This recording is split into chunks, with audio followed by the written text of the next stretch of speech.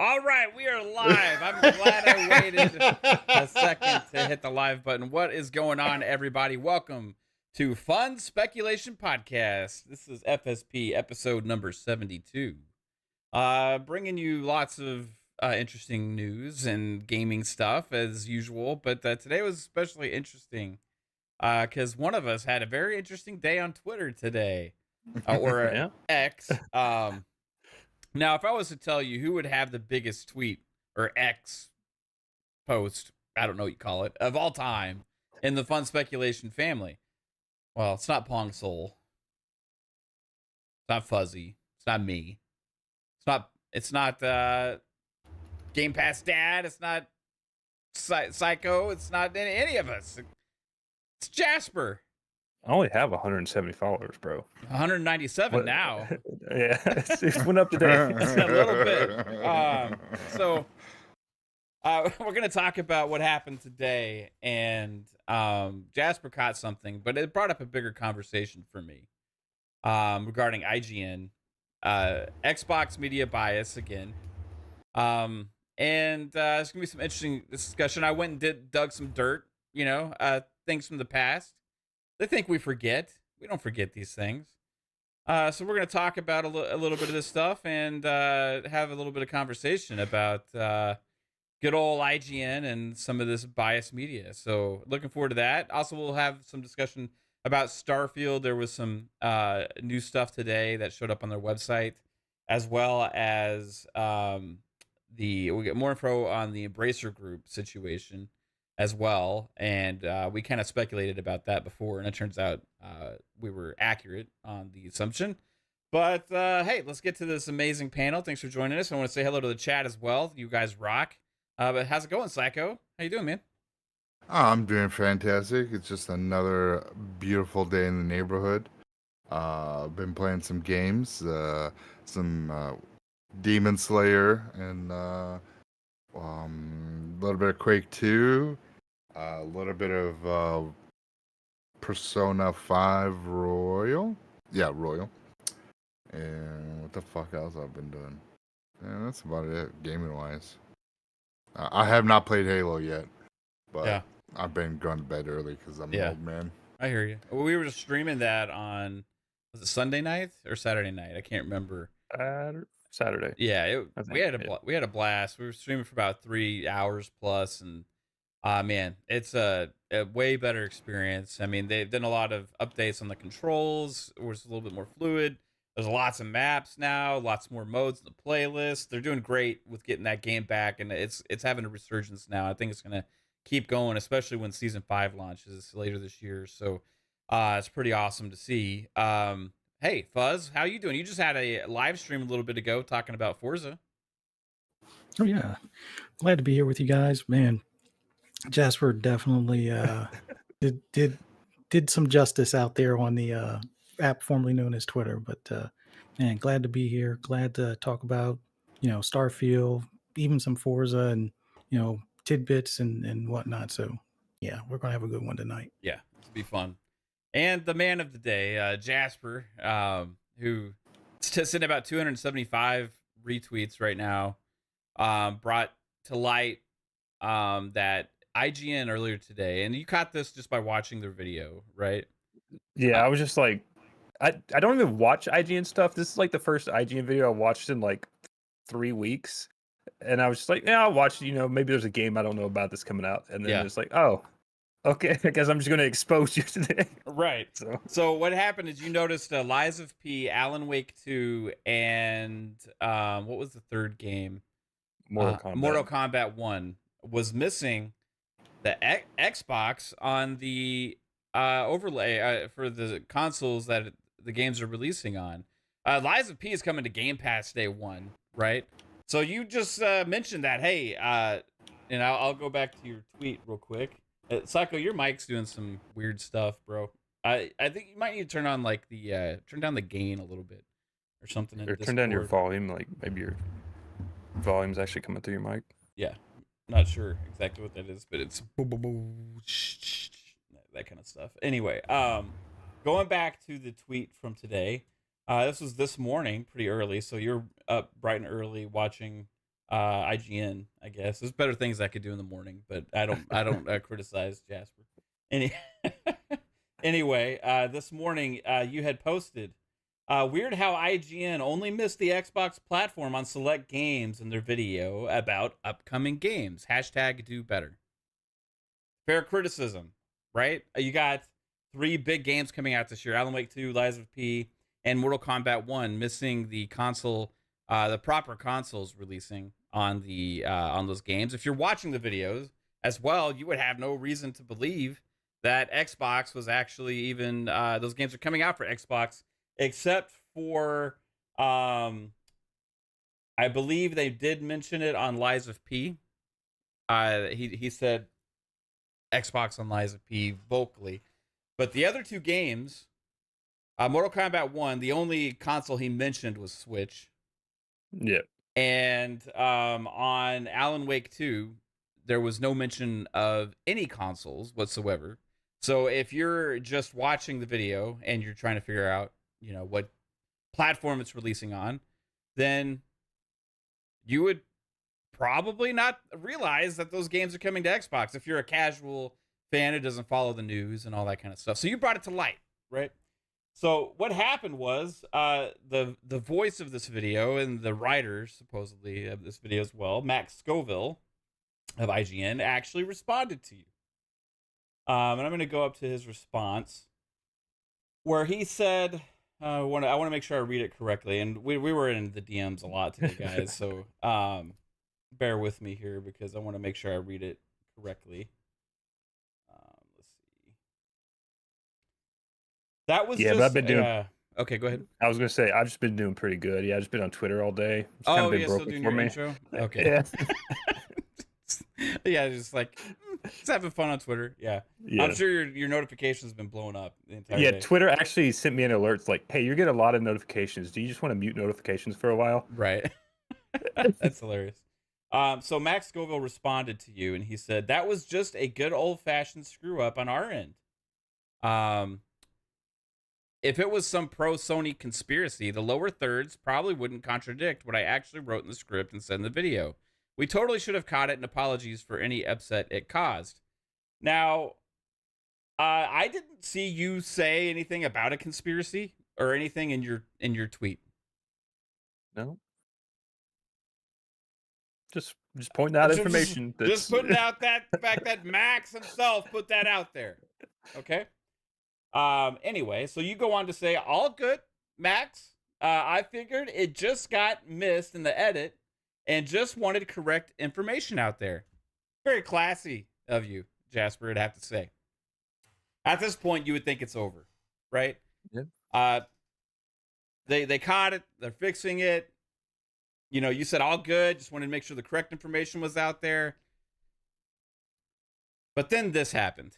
And this is, I didn't see this till later in the day. And I saw this and it kind of made me go, what the hell?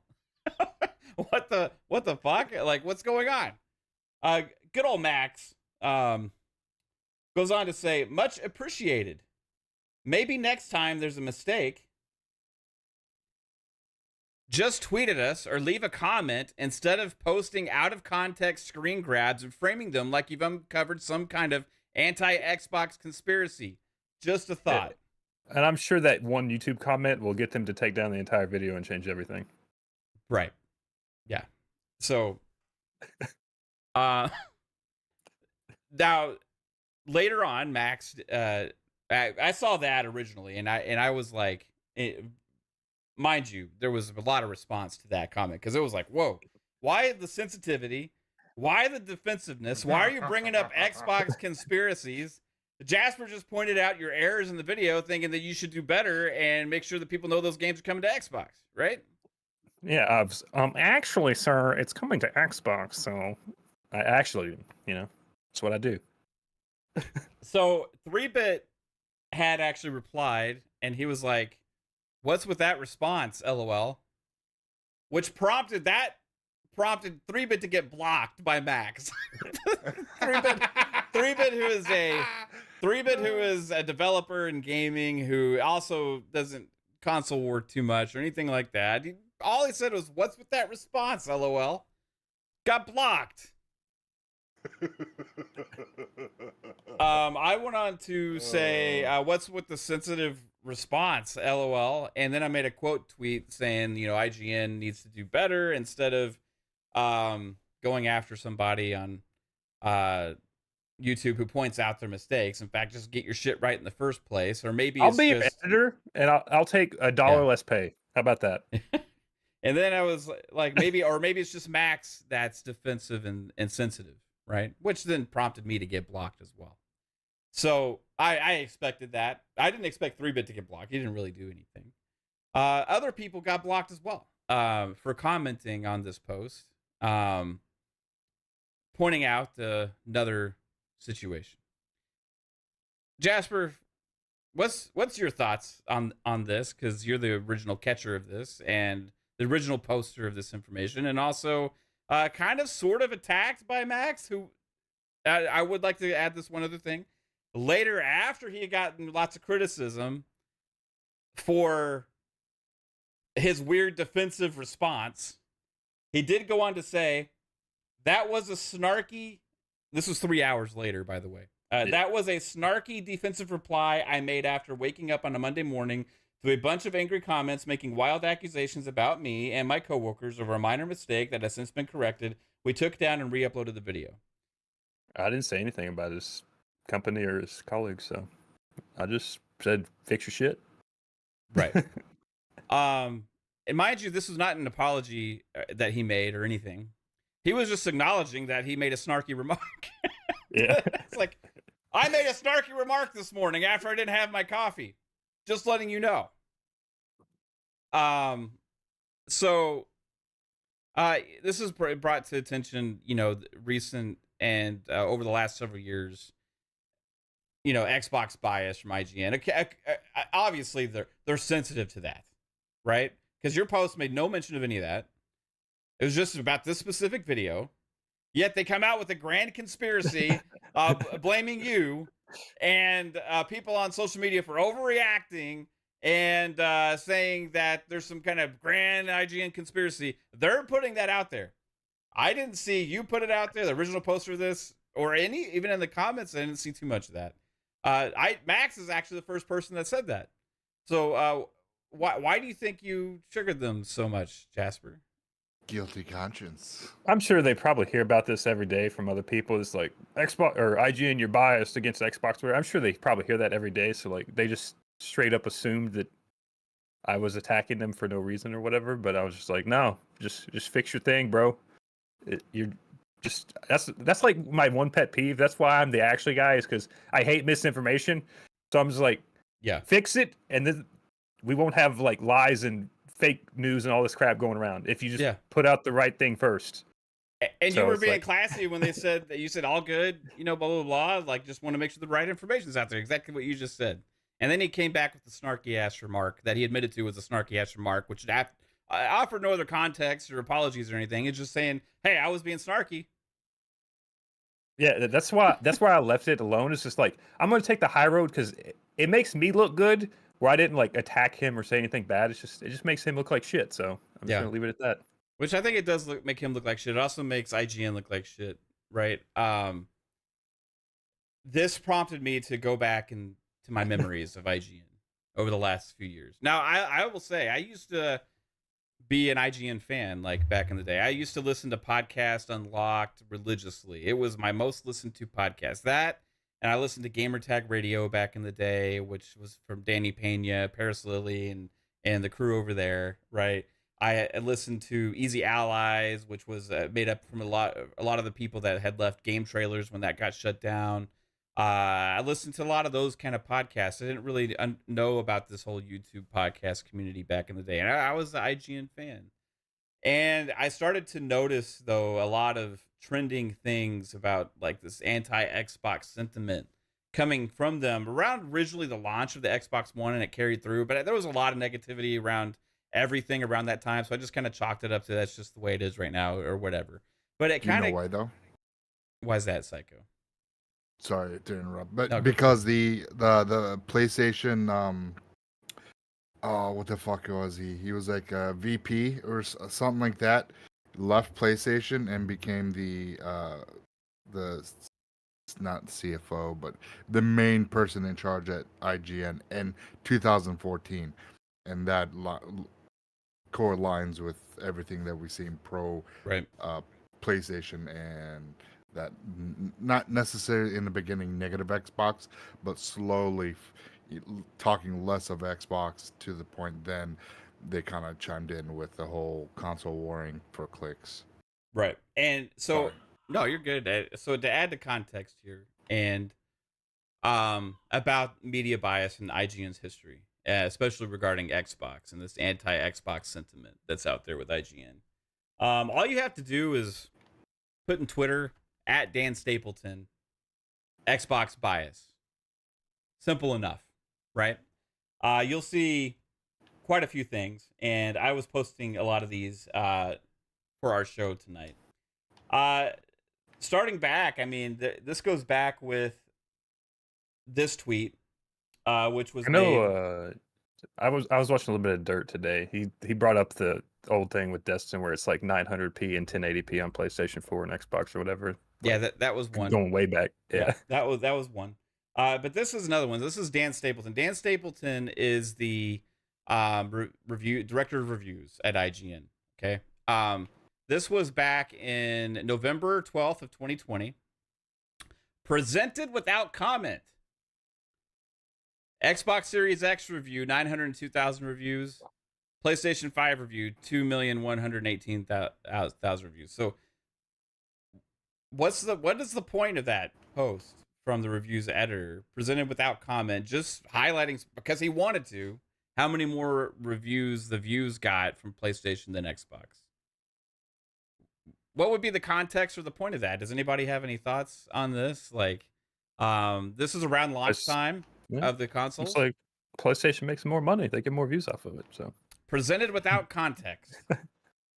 Presented, though, by Dan Stapleton, the director of reviews there from IGN, who is, to mention also, the biggest games media out there, right? Yep. That's how they advertise. If anybody has a responsibility of being unbiased or to not get shit right, biased, at least, and to get shit right, it would be the news media largest site, games media in the world, and that has the most resources as well, right? They have the most resources at their disposal. To miss those 3 games today that are coming to Xbox, when one of them's even come to Xbox Day 1, Game Pass Day 1, which also mentioning, I'll just throw this out there, Max didn't mention in his thing anything about any of the Game Pass Day 1 games that he mentioned in the upcoming games, because there was more than one. He didn't mention any of that, and for me, I would think your your viewers, your watchers, whatever, readers would like to know that information. Point you, but like he didn't mention anything. I would even forgive him like about the Game Pass thing, like, because it's just like it's a service, it's not the platform itself, like, or whatever. So like, if you're not talking about that, it's whatever. Like, it doesn't really matter, the Game Pass part. But okay, so moving on. This is about ABK acquisition, and I can't honestly even tell you what the original tweet was because Dan Stapleton deleted it. But I can tell you what his reply was. Why? All those games were already going to be on Xbox. Microsoft could have spent a tiny fraction of the $68 billion and secured every one of them on Game Pass Day 1. Why would you cheer locking PlayStation gamers out? That just seems mean-spirited. You would think you'd be more informed knowing that they weren't going to be excluded. Not only like that, the games are staying multi-plat. but where is the coverage whenever any of these games like Final Fantasy 16 or anything are paid by Sony to keep off of Xbox? Exactly. oh, it's a win for everybody. That's okay. They're the little guys. That takes me also back to Ryan McCaffrey, who the host of Podcast Unlocked back in the day actually didn't like the fact that Xbox had paid for exclusivity on Tomb Raider on Xbox One or 360 or whenever. And then later praised the Final Fantasy VII deal. Double standard. Yeah, he blocked me on that fucking comment. I pointed out kindly, hey, why is it okay when PlayStation does it, but that here's this comment you made, Xbox is horrible for it, and this and that and the other, and next thing I knew, I was blocked. I was like, oh, okay. So instead of like, Yeah, you didn't talk about Tesla enough. Yeah. That's probably what Sony got that from. But it's just one of those things. It's like you're double standard, you're biased with one, but it's like it was fine the other way around. I don't get why. And his thing was, because I saw someone posted it, that people's minds change after 5 years. I'm like, okay, but if this came about, then why didn't you address, like, looking back, my mind has changed on about exclusivity for consoles. I said it was bad then. Now I have a different mindset, and Tomb Raider wasn't as bad as I initially thought. If he said something like that, showing that, he retracted that Xbox doing it is bad, it wouldn't have gotten the outcome that he got from the Xbox community. But yet he did not do that and just went on a blocking spree because he's a man-child. And that goes to another thing here. The second any of these guys get any criticism, they just block, they mute, they cry Xbox conspiracy theorist. How about this? Instead, do better. There's a reason why you may not have as much Xbox traction on your website anymore. It's because the Xbox community has abandoned your shitty website because you constantly have biased takes and also leave out information about Xbox that is valuable to Xbox consumers. So if you look at the metrics and you say, well, our PlayStation stuff gets more traction. Well, no shit. You pretty much have become a PlayStation website. Pretty much. Why do you think that is, with everything you have slanted in this way? Moving on. I will add more to this. You think I'm done? No. It was too easy to find this stuff. Dan Stapleton. This was back on January 13th of 2022. Mind you, this is the reviews editor for IGN. How about this post? Microsoft has officially discontinued all models of the Xbox One to focus on production of the Xbox Series X and S. Seems like a normal move, right? Well, how about Dan Stapleton's post? More like Xbox done. Am I right? Yeah, that was such a misleading, clickbaity fucking title. Even somebody pointed out, and it's like, no, I was just mentioning that Xbox is done doing Xbox, or Xbox has stopped doing the Xbox One console. And it's like, yeah, but the way you mentioned it was a negative take towards Xbox, and it's just not this one incident. It's multiple incidents over many years. Oh, there's a lot more piling. dating back to 2014, 15, 16. I could dig up, but like, you know what? Like, there's too much for me to cover at all. But I will go into this one as well. Shout out to Hazard Gaming, who helped me find this by me doing the proper searches, and he actually had the post back. This was around Battlefield 2042 launch time. Remember, Xbox had marketing on Battlefield 2042, and there was this event that IGN had with about Battlefield, and everybody was watching. This was, I think, around November of 2021, around or when the Battlefield 2042 launched, or maybe it was 2022. I can't remember exactly. But this, y'all remember when they were having this event on IGN, and somebody from the IGN staff forgot to change their account and posted in the chat on their official IGN account during the Battlefield stream. And they said, I love how people say PlayStation has no games when Battlefield will be on both. And PS5 just got both Ratchet and Returnal, But what was the last Xbox exclusive? Who can tell me? Internet points if you can guess. That was from the official IGN account during a live stream event for Battlefield 2042, which had Xbox marketing. Now, this post had to make sure that everybody knew that PlayStation was getting Battlefield, and that also took shots at Xbox at the time, feeding into the Xbox has no games narrative from an official IGN. Now, I remember Dan Stapleton himself also came out because he was asked a lot about this and said he had no issues with it. Interesting. Now, we can all speculate about bias and make our own conspiracy theories and all this kind of stuff. But when an actual IGN staffer says that in an actual chat and it comes from the actual IGN account, what are we supposed to think? They got hacked, bro. Just for a minute.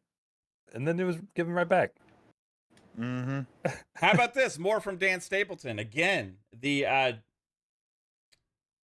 it's so easy to find stuff with Dan Stapleton. Director of reviews from IGN. How about this post? I went ahead and pre-ordered an Xbox One X secure in the knowledge that I can cancel it when I come to my senses. Yeah. That was on August 20th of 2017.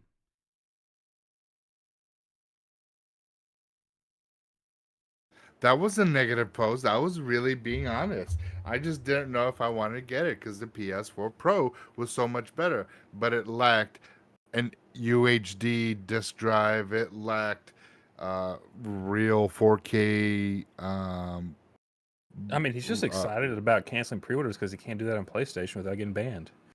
But they're above bias. That's what they claim. Yeah, above There's it. no conspiracy here. I mean, there's nothing here. We're all conspiracy theorists pointing to things that are fake. You know, like, why would we cheer for consolidation and corporations and all this kind of stuff? Instead, we should just be shitting on Xbox constantly like Dan Stapleton, right? Yeah. Just follow It's this double standard for things like the batteries in the controller. Oh, having AA batteries in a regular controller, that's a bad thing. Not the fact that you can use your own rechargeables. Not the fact that the rechargeables in the PlayStation controllers don't last but maybe 4 hours. No, then they want to focus on, I guess the low-hanging fruit aspect. They'll also say stupid stuff along the lines of like, well, to the whole thing as far as for the acquisition. Oh, it's bad when Xbox does it, and then they're asking the question, well, what does Sony do to answer that? It's like, well, if you're against consolidation on one end, why would you even ask them to answer it? And the thing about the batteries is like a lot of people always point to like the environment. You heard the environment or whatever. Meanwhile, PlayStation creates a whole VR division that's just electronic waste now. So, right. So I'm not done because I think we all remember this. Shout out to Xbox One also, who had, because I just did searching because I remembered these things and I had to do proper search things to try and dig up what I was remembering, right? So a lot of these posts come from different people and stuff like that who had the receipts. And thanks for these people for making these posts back then that had the receipts. I'm pretty sure a lot of us made posts about these things back when they happened, but it's hard to pull up specific things from that long ago. But you remember this, everybody? Shout out to Xbox One 4K for actually making this post.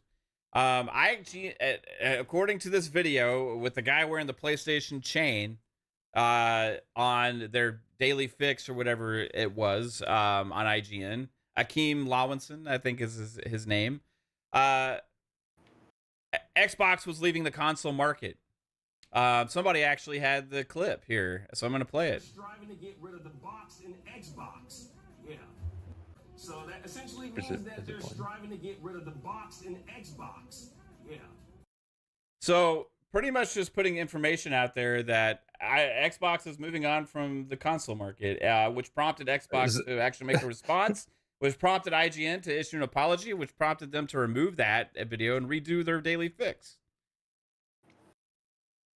I mean, they're just predicting the future because right now the arguments are selling to Apple. So he just predicted the future 2 years ago. So I hope I have provided enough proof with the mistakes that somehow all of a sudden, or all the time, seem to be mistakes against Xbox, right? Leaving the platform off, which prompted the social media manager, I think Josh Stein today, to actually point out that those games are coming to Xbox. You pointed that out to us in the DMs earlier, Jasper, which prompted IGN in the past to have to issue apologies, which they were exposed in their own chat when they actually made a mistake and was on the wrong account and posted from the IGN official account instead of their other, I don't know, like throwaway accounts in the chat. Their sock accounts. Yeah. I mean, this is time and time again, these things happen, but we're all conspiracy theorists. Jasper, you are, for pointing out a mistake that they made today on their video. How dare you actually try and correct the biggest games media outlet from spreading misinformation? Well, if they would like to send me a lifetime supply of tinfoil, I'll be more than happy to take it. Yeah. So I hope I provided enough receipts here, but I will say that there's a problem at the biggest games media outlet in gaming. And it has become obvious over time and time again, that this happens. And yeah, you can call it a mistake all you want, right? You can call people conspiracy theorists all you want. But until you actually start correcting your site, until you start actually providing people the proper information, until you actually start caring about the Xbox audience whatsoever, this is going to continue with the negative resentment people have towards your platform, towards your website. It's going to continue when somebody corrects you. Proper response, oh yeah, sorry about that, we're going to make the correction. Okay, all good, bro. How dare you stupid conspiracy theorist, try to expose me? Like, is that the response you should make? I mean, how about be a little bit of a class act instead of go out there and call somebody who's trying to be professional to you and nice to you, somebody is trying to spread console war conspiracy theory, anti-Xbox stuff about IGN. Now, if you want to take it further, I just exposed that that's actually factual shit that Jasper never even mentioned in his original post. But I'll take it further because you're going to act all sensitive and defensive about it. There had to have been a reason why, right? Max, you put it out there. There has to be a reason why all of a sudden you're so sensitive and defensive thinking about this anti-Xbox conspiracy when we pointed out numerous examples from people that work at IGN about the anti-Xbox sentiment running rampant throughout your entire company. So I will say, do better. You're asking too much of them. And no problem. Just a small correction on a 17.5 million subscriber YouTube channel, you know. Yeah. We're at 4,000. We have 4,000 subscribers, right? Super proud of it, right? Do we have the resources that IGN has, right? For them to act above bias, for them to act above preference, for them to act above all this stuff, and then continuously show it in their actions is also a problem, right? Inherently, nobody is against that because they all have personal preferences. I naturally have personal preferences. I make it clear. I prefer the Xbox ecosystem. Don't hide from it. Have an Xbox Ultimate podcast. We have this show to talk about numerous things as well. And then we have PM in the PM where we talk about more of the industry stuff. But don't hide from my bias, right? So if you're going to be a games media platform and you have all these people making these sentiments, all of them are like, oh no, I'm above that. I'm equal across the board. I don't like one thing more than the other. You know what it is. But then they post shit like that constantly on Twitter. They make these mistakes that are, how could you even make that mistake being IGN? How could you possibly, when you're doing the tags for all of those games, there's like 40 something games or whatever that they highlighted in the article, and then it's not even that hard of an edit. Like, I could do that edit. They just move a fucking Xbox logo graphic over the fucking thing. It's like, and you're done with. How can you have the resources that they have and make that mistake? The conspiracy is, was it a mistake? I think Xbox is so little on their mind that they just look past it. They don't give a shit, you know, like, and here's the thing. Like, you may look at console sales. Well, PlayStation is 2-to-1 or whatever against this generation. You know, we're going to cater to our audience and all this kind of stuff. Whatever, IGN.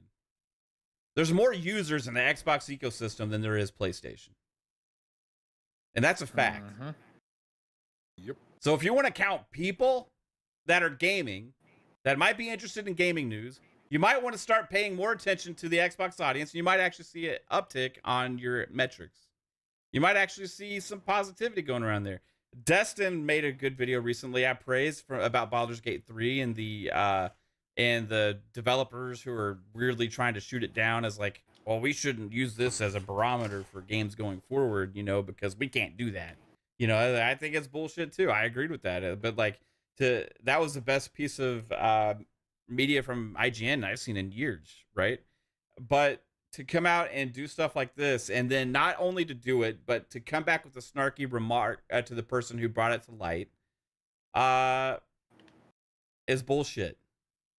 So, and then you want to say that, well, I did kind of apologize. That wasn't an apology. That's just admitting that you were being an asshole.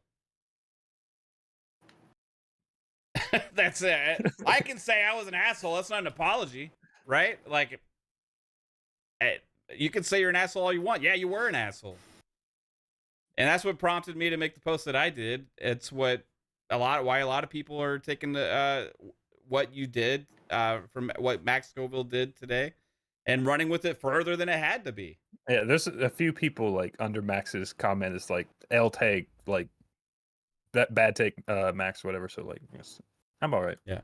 And I would say, yeah, I see Xbox BG in the chat. I would say Xbox, you should cut ties with IGN. Stop using them. Like, whatever. Like, until they do better, like, don't use them for marketing. Who cares? Biggest games media site out there. Who gives a shit? They are losing viewers. If you watch one of their live shows, one of their live things, or one of their live videos on YouTube, you see YouTube creators that are in this community getting more live viewers than they do. Constantly. Why do you think people like Destin went and formed their own YouTube channel? The gaming media and news has spread out beyond things like IGN. People are looking to YouTube and other sources for information from people that actually are passionate and know about this shit, instead of make mistakes like that and spread stupid misinformation and then give backlash to people when they get called out. Go on mass blocking sprees because you're sensitive pansies. The social media manager at Xbox saw it because he made a joke about it, kind of. So the Xbox knows about it, at least now. Yeah, but they still go with them because of the numbers, I think, right? And I get it. I get it. Don't give them any more IGN first. Don't give them any more anything until they get their shit together. And it seems a simple solution. How about this? Hire people that like Xbox. They exist. There's plenty of them out there. Right? Don't act like there's not.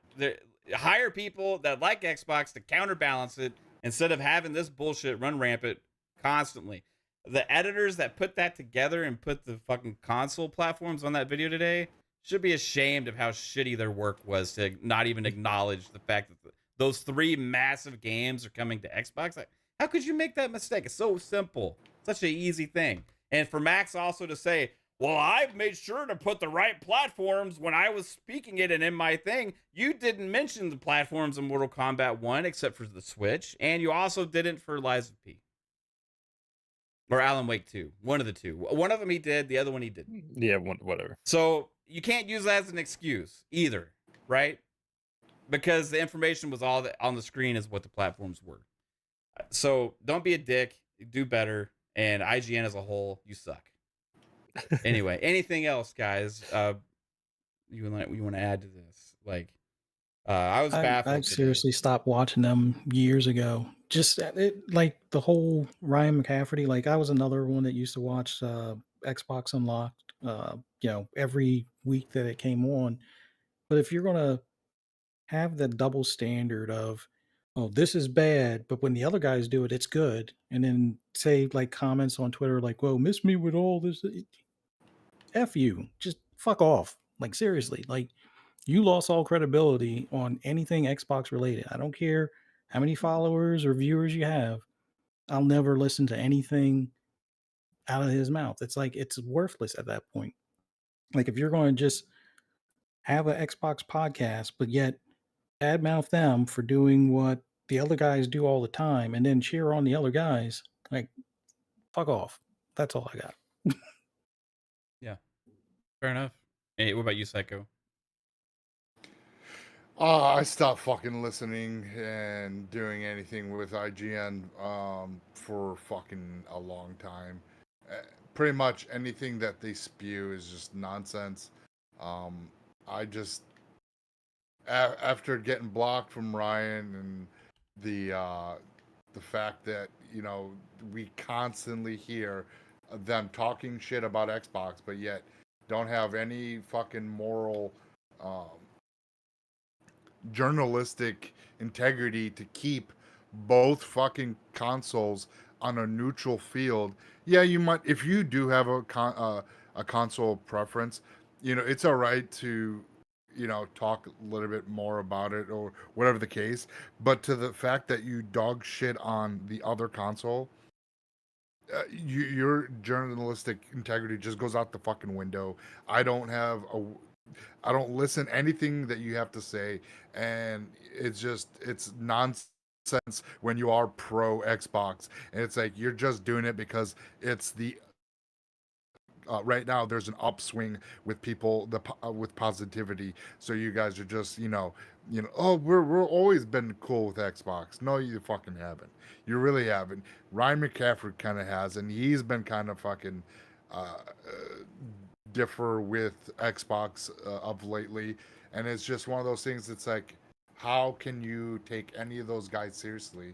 And how, like, I'm glad that Dustin kind of started doing his own thing, or whatever. Yeah.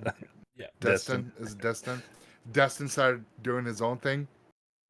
I know he still does the IGN stuff, but I like that we don't see him like parading around that IGN, because he knows that they're not really upholding that that neutral playing field when it comes to these consoles. I mean, it's blatantly obvious that there's they prefer PlayStation. We get it, but when Xbox has been so consumer friendly, been showing what they're capable of doing with Game Pass to the masses, why would you not push that for gamers? Like, hey, if you're new or if you're on a budget, Game Pass is the best thing for you right now. You don't even need a freaking console. You can use either cloud streaming. If you still have the Xbox One, you can cloud stream those games that are on the cloud, or the Series S is cheap enough. If you don't want a game on your TV or tablet, whatnot, and there's just things that if you want that premium movie experience, Sony is the console for you to pick up. But to me, that is not what I think of a great gaming experience. I don't like that cinematic 20-minute cutscene in between gameplay. Like, that's not fun to me. That's why I can't get into like The Last of Us and the new God of War. There's like so cutscene heavy, and it's just like, cool, but let me play the game, and don't handhold me when I'm playing the game too. With with God of War that we've seen with Atreus, like, oh look, there's a puzzle, do it. Oh, it's right over there. I know you're trying to figure it out on your own, but I'm going to give you 3 seconds to figure it out real quick, and then I'm going to tell you how to do it. And it's just things like that looking at what Xbox gives you on the whole, it's more of a genuine gaming experience than a lot of what Sony, the PlayStation gives you. That's more of a a casual, like, let me kind of like watch a movie type deal while I play this interactive movie, is what I get from it. And not to say, like, one of my favorite games on PlayStation is Ghost of Tsushima. There's not a lot of cutscenes playing that game. It's wide open. The only time that really, when I start getting into the cutscenes, is when I do this the main storyboard missions, and that's when I kind of get that cutscene. But in between that, when I do side missions and other things, trying to level up my character or take over a Mongol territory, things like that, I'm not, it doesn't slow the gameplay down by showing a cutscene, like a 20-minute cutscene. There's a little bit of a cutscene, and it's only like, less than a minute, which is fine. I don't mind those, but I don't like that 5, 10, 15-minute cutscene, especially that's why I can't play Death Stranding. Like I put in 18 hours, and holy shit, is that a fucking movie? Like that shit does not intrigue me as a gamer. Like, cool, but I want to play games. I don't want to watch a movie. If I want to watch a movie, I'll go to the fucking movie theater or go see hook up Oppenheimer Netflix. Today. You know what I'm saying? Man. It's yeah, just, no, weird, for man. sure, bro. Like, Yeah, I that's get it. IGN, bro. No, I'm just saying, damn it. Yeah, no, I mean, there's like, it's become obvious, right? Like Jasper, like this all started from you today. Who knows if it would even been fixed if you hadn't posted it? I mean, the video was already 2 days old. I just watched it today or whatever. So Right, that's what I'm saying. Like that, you caught it. It blew up. That's what caused it to get fixed, right? Not what Max said. You should go just leave a comment and then like I'm sure that would get it fixed. Yeah, right. It's 2 days old. It got fixed because it blew up today, right? And if he didn't have his coffee in this morning, he was in a bad mood, whatever. Who gives a shit, right? Like anything else to add about like because this started with you, and like at the end of the day, it exposed something that nobody else caught, right? So last thoughts on this before we move on. Little piece of advice, Max. Sometimes like I'm on Twitter and like I'll write out a tweet and I'm like, that's too mean, and then I just won't tweet it. I'll delete it because I'm like I just don't want to be that person. So that's what I do. Like I always kind of think about my tweet before I post it. So maybe just do that in the future. That's a little piece of advice. Do you think his snarky comment back to you added fuel to this, like that wasn't necessary? Oh yeah, I'm sure it did because there was a like I don't know what it's at now, but I know I saw like 10 comments under his thing where people were calling him out, being like L take, bad take, Max, whatever. Like let's see how you respond to this. Like let's see how IGN responds to this or whatever. So but he blocked those people. Yeah, well, who called him out for that, which he admitted he was an asshole, pretty much. He didn't apologize for it. He just said it was a snarky comment he made. But he still the people that called him out for that and saying like, "Whoa, weird take," as like 3-bit. 3-bit just said, "Wow, weird response, LOL." 3-bit got blocked for that. To show how petty and sensitive you are about this Xbox bias is what prompted me to think that it's real. Because you made no mention of that. There was no mention of it. It came from him. To the point where he was being sensitive about something and defensive about something which you were not saying. To the point when people said, "Wow, that's a weird response," brought him to block those people for admitting that his response was weird and defensive and sensitive. I don't give a shit that he blocked me. I didn't even follow the guy. Like, I was never a fan of his in the first place. Like, I thought that when he went on the podcast on IGN, they started sucking, and I stopped listening to a lot of them back then, right? Just be honest. Like, I just didn't like the way he was on the podcast. It became less interesting to listen to. So I was never a big fan of Max Scoville. I just didn't give a shit, right? But to come out and act that way to something which it was supposedly not even his fault, in as a defense of he just wrote the script in Reddit or whatever. Like, I don't know. Right. Like, I'm sure like maybe he's like thinking that he's gonna get the blame for it because he's the voice of the video or whatever, but like I don't know if anyone actually thought that though. Because I don't know. You just called out IGN as a company, not him. Right now, everybody. I mean, granted, it got like 275 retweets or and stuff. So who knows what everybody else is saying? But his response was to you. Yeah. His feedback was directed at you. His saying, hey, in the future, how about not try and be some kind of Xbox conspiracy theorist taking things out of context? Like, all you did was just post the screenshots from their videos showcasing the mistake. Yeah, what was I supposed to How is post? that out of context? I don't understand. That is the exact fucking context. That's all the context there is. There is no more context except for the screenshots of exactly what you were talking about. That is almost the fucking definition of context. What is context? You want the truth? If You can't handle the truth. What is context if it's not fucking evidence of the exact thing that you were talking about? Oh, look, That's here it what is. context is. I don't understand how you're taking something out of context and making it into something else because it's a fucking screenshot talking about what you said to add context.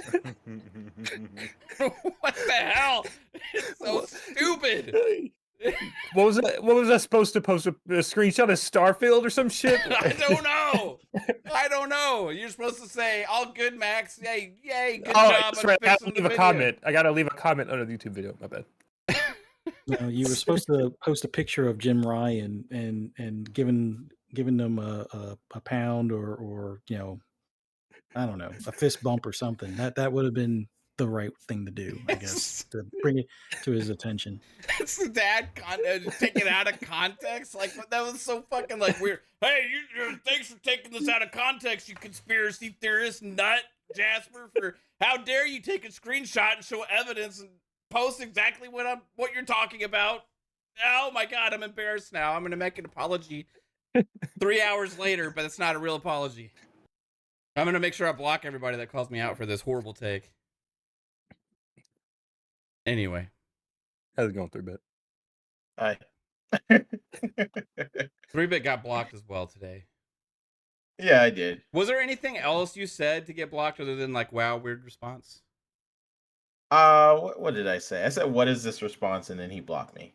So, but like to be fair, like what he said was kind of ridiculous. So I had to call him out a little bit on it. Like I don't post much like attacks on Twitter if you guys look at my timeline, but like I will if I see a little something, I'll say something. And I just think from IGN we've seen this pattern of mistakes of stuff like this, right? So it's not just the first time this has happened. It's like it's been happening. So that's why I just like I mean that's why someone like Jasper pointed out, like, hey, like listen, you guys just put PlayStation and Switch and you left out the Xbox. Like come on. Do better. And just calling out on it. And you can't get mad at you making a mistake. Yeah, Like- you'd think a multi-million-dollar company could hire an editor to put a fucking Xbox logo on something that takes 4 seconds. Yeah. But Like, come on. And you can't get mad after you made the mistake. Like, look, why are you getting mad? I made a mistake. Like, you made the mistake. Like, I heard a little bit of Mav's rant, but I completely agree. It's just a little crazy that I mean, I kind of expected to be blocked, but I didn't even say anything that crazy. Like, I didn't attack him. I didn't say like you're the worst journalist ever. I just said, what is this post? Because just his reply to Jasper, I can't even reread it because he blocked me. I think he said I have it. I'll read it to you. there's Okay. screenshots in the DMs. Yeah. Oh, okay. Yeah, I can't even read it anymore. But Yeah, it was much appreciated. Maybe next time there's a mistake, just tweet at us or leave a comment instead of posting out of context screen grabs and framing them like you've uncovered some kind of anti-Xbox conspiracy. Just a thought. Mind you, it was just screen grabs of the mistakes that they made. That's all it was. There was nothing else added to it. You didn't like put like arrows and like it wasn't like some kind of like conspiracy board with fucking like yarn like going from place to place and shit like this. It wasn't like other things that didn't have anything to do with this. Your literal post was only. I did link their video, so maybe they were mad about their own video being wrong. I don't know. Maybe so. Yeah, you even linked the source as well as added the screenshots. Right? How dare you? It's just weird. How dare you, Jasper? You get mad about that. Like, you made the mistake and you're blaming it on other people for your mistake. Like, I don't know. That was weird. I mean, he blocked me and I was like, okay. Right. I didn't even say, I did not attack him. I did not even, all I said is, what is this post? Because instead of you owning up to it, it just came off as very passive aggressive. Like, well, if you just personally DM'd me, then none of this would have happened and it wouldn't have blown out of proportion. That's how his post read. And I'm just like, what is it? This is not an apology. This is like, you would think the response would be like, okay, we looked at the post. Sorry, we're taking this into consideration. Thank you. Like, it could have just ended there. It's all right, because I'm sure that he had a lovely time today in some meetings. I'm sure he had a lovely time taking down the video and editing it again. I'm sure they had amazing time redoing stuff that they already did. So 2 days ago, also, right? That was crazy. Yeah. Yeah. So that video existed, and 2 days later, most people that watched it probably had already watched the video. Right? That's what I was thinking too. Like, they already watched that video, so they're like, "Oh, more comments only on PlayStation." The misinformation is already spread, right? Good job, IGN! Yay! You know, and somebody points it out later when they finally watch it, and you have to say that they're being a conspiracy theorist, taking things out of context. Now, he did say that was a snarky defensive reply I made after waking up on a Monday morning to a bunch of angry comments, making wild accusations about me and my coworkers over a minor mistake that has since been corrected. We took down and re-uploaded the video. Well, good job on fixing it. However, I've just, on this episode of FSP, we've shown lots of evidence about some of your coworkers and their past talks and thoughts about Xbox, right? So you want to talk about accusations. It's not accusations. There's actually legit information out there that, and several mistakes in the past that have added fuel to the fire. You're just the latest clown to add to that. So, and it wouldn't have been a big deal unless you came after Jasper, in which you got a lot more people like me involved. In fact, that's the only reason that I'm even having this part of the show today. That's the only reason we're talking about this. It's because you were an asshole. So you can say you didn't have your cup of coffee, but I don't give a shit. Next time, make sure you drink a cup of coffee before you reply to somebody on Twitter. Dipshit. All right, next time. You would think if he's really sorry, he would unblock the people that he was mad about. But yeah. So Alvin with the $5 super chat says Jasper hit IGN with a casual yo yo yo, and they proceeded to light themselves on fire like some street monks. LMAO. That's pretty much yo yo yo. Lore Master Jasper here. You made a mistake. Here's some screenshots to show it. Hey, do better. Oh, how you dare you, conspiracy theorist, out of context, motherfucker. It's like, what's going on? Anyway, we got to move on past this, guys. But yeah, we were gonna have to talk about this, and congrats on your biggest tweet ever, Jasper. That was amazing. It's an honor making today's gaming topic. Just that doesn't happen every day for us. So yeah, no, for you. I mean, this is for you. So bringing light to the IGN, and you were a class act. It wasn't returned. So hence. Yeah, and the DMs were like Jasper, stop being so nice. Yeah. Jasper's like, well, in case anybody wanted to have a relationship with IGN, I didn't want to cause any issues with you guys. We're like, no, fuck them. Screw them. I mean, they come after you, you go after them. I don't need to be friends with IGN. They're going down anyway. Just be real. I mean, like we talked about earlier, Colt Eastwood, Randolph Thor, and Jez, and Xbox community, it's pretty much moved on from IGN for most of the content and where they get their information, and this exposes why. But anyway, so moving on, Starfield had an update to their website today that brought lore to the game. It told us everything with the history leading up to the time period of when the setting will be in when we play the game. So there's a lot of really cool stuff there. I'm seeing a lot of people that have talked to people that have copies of the game starting to post on Twitter.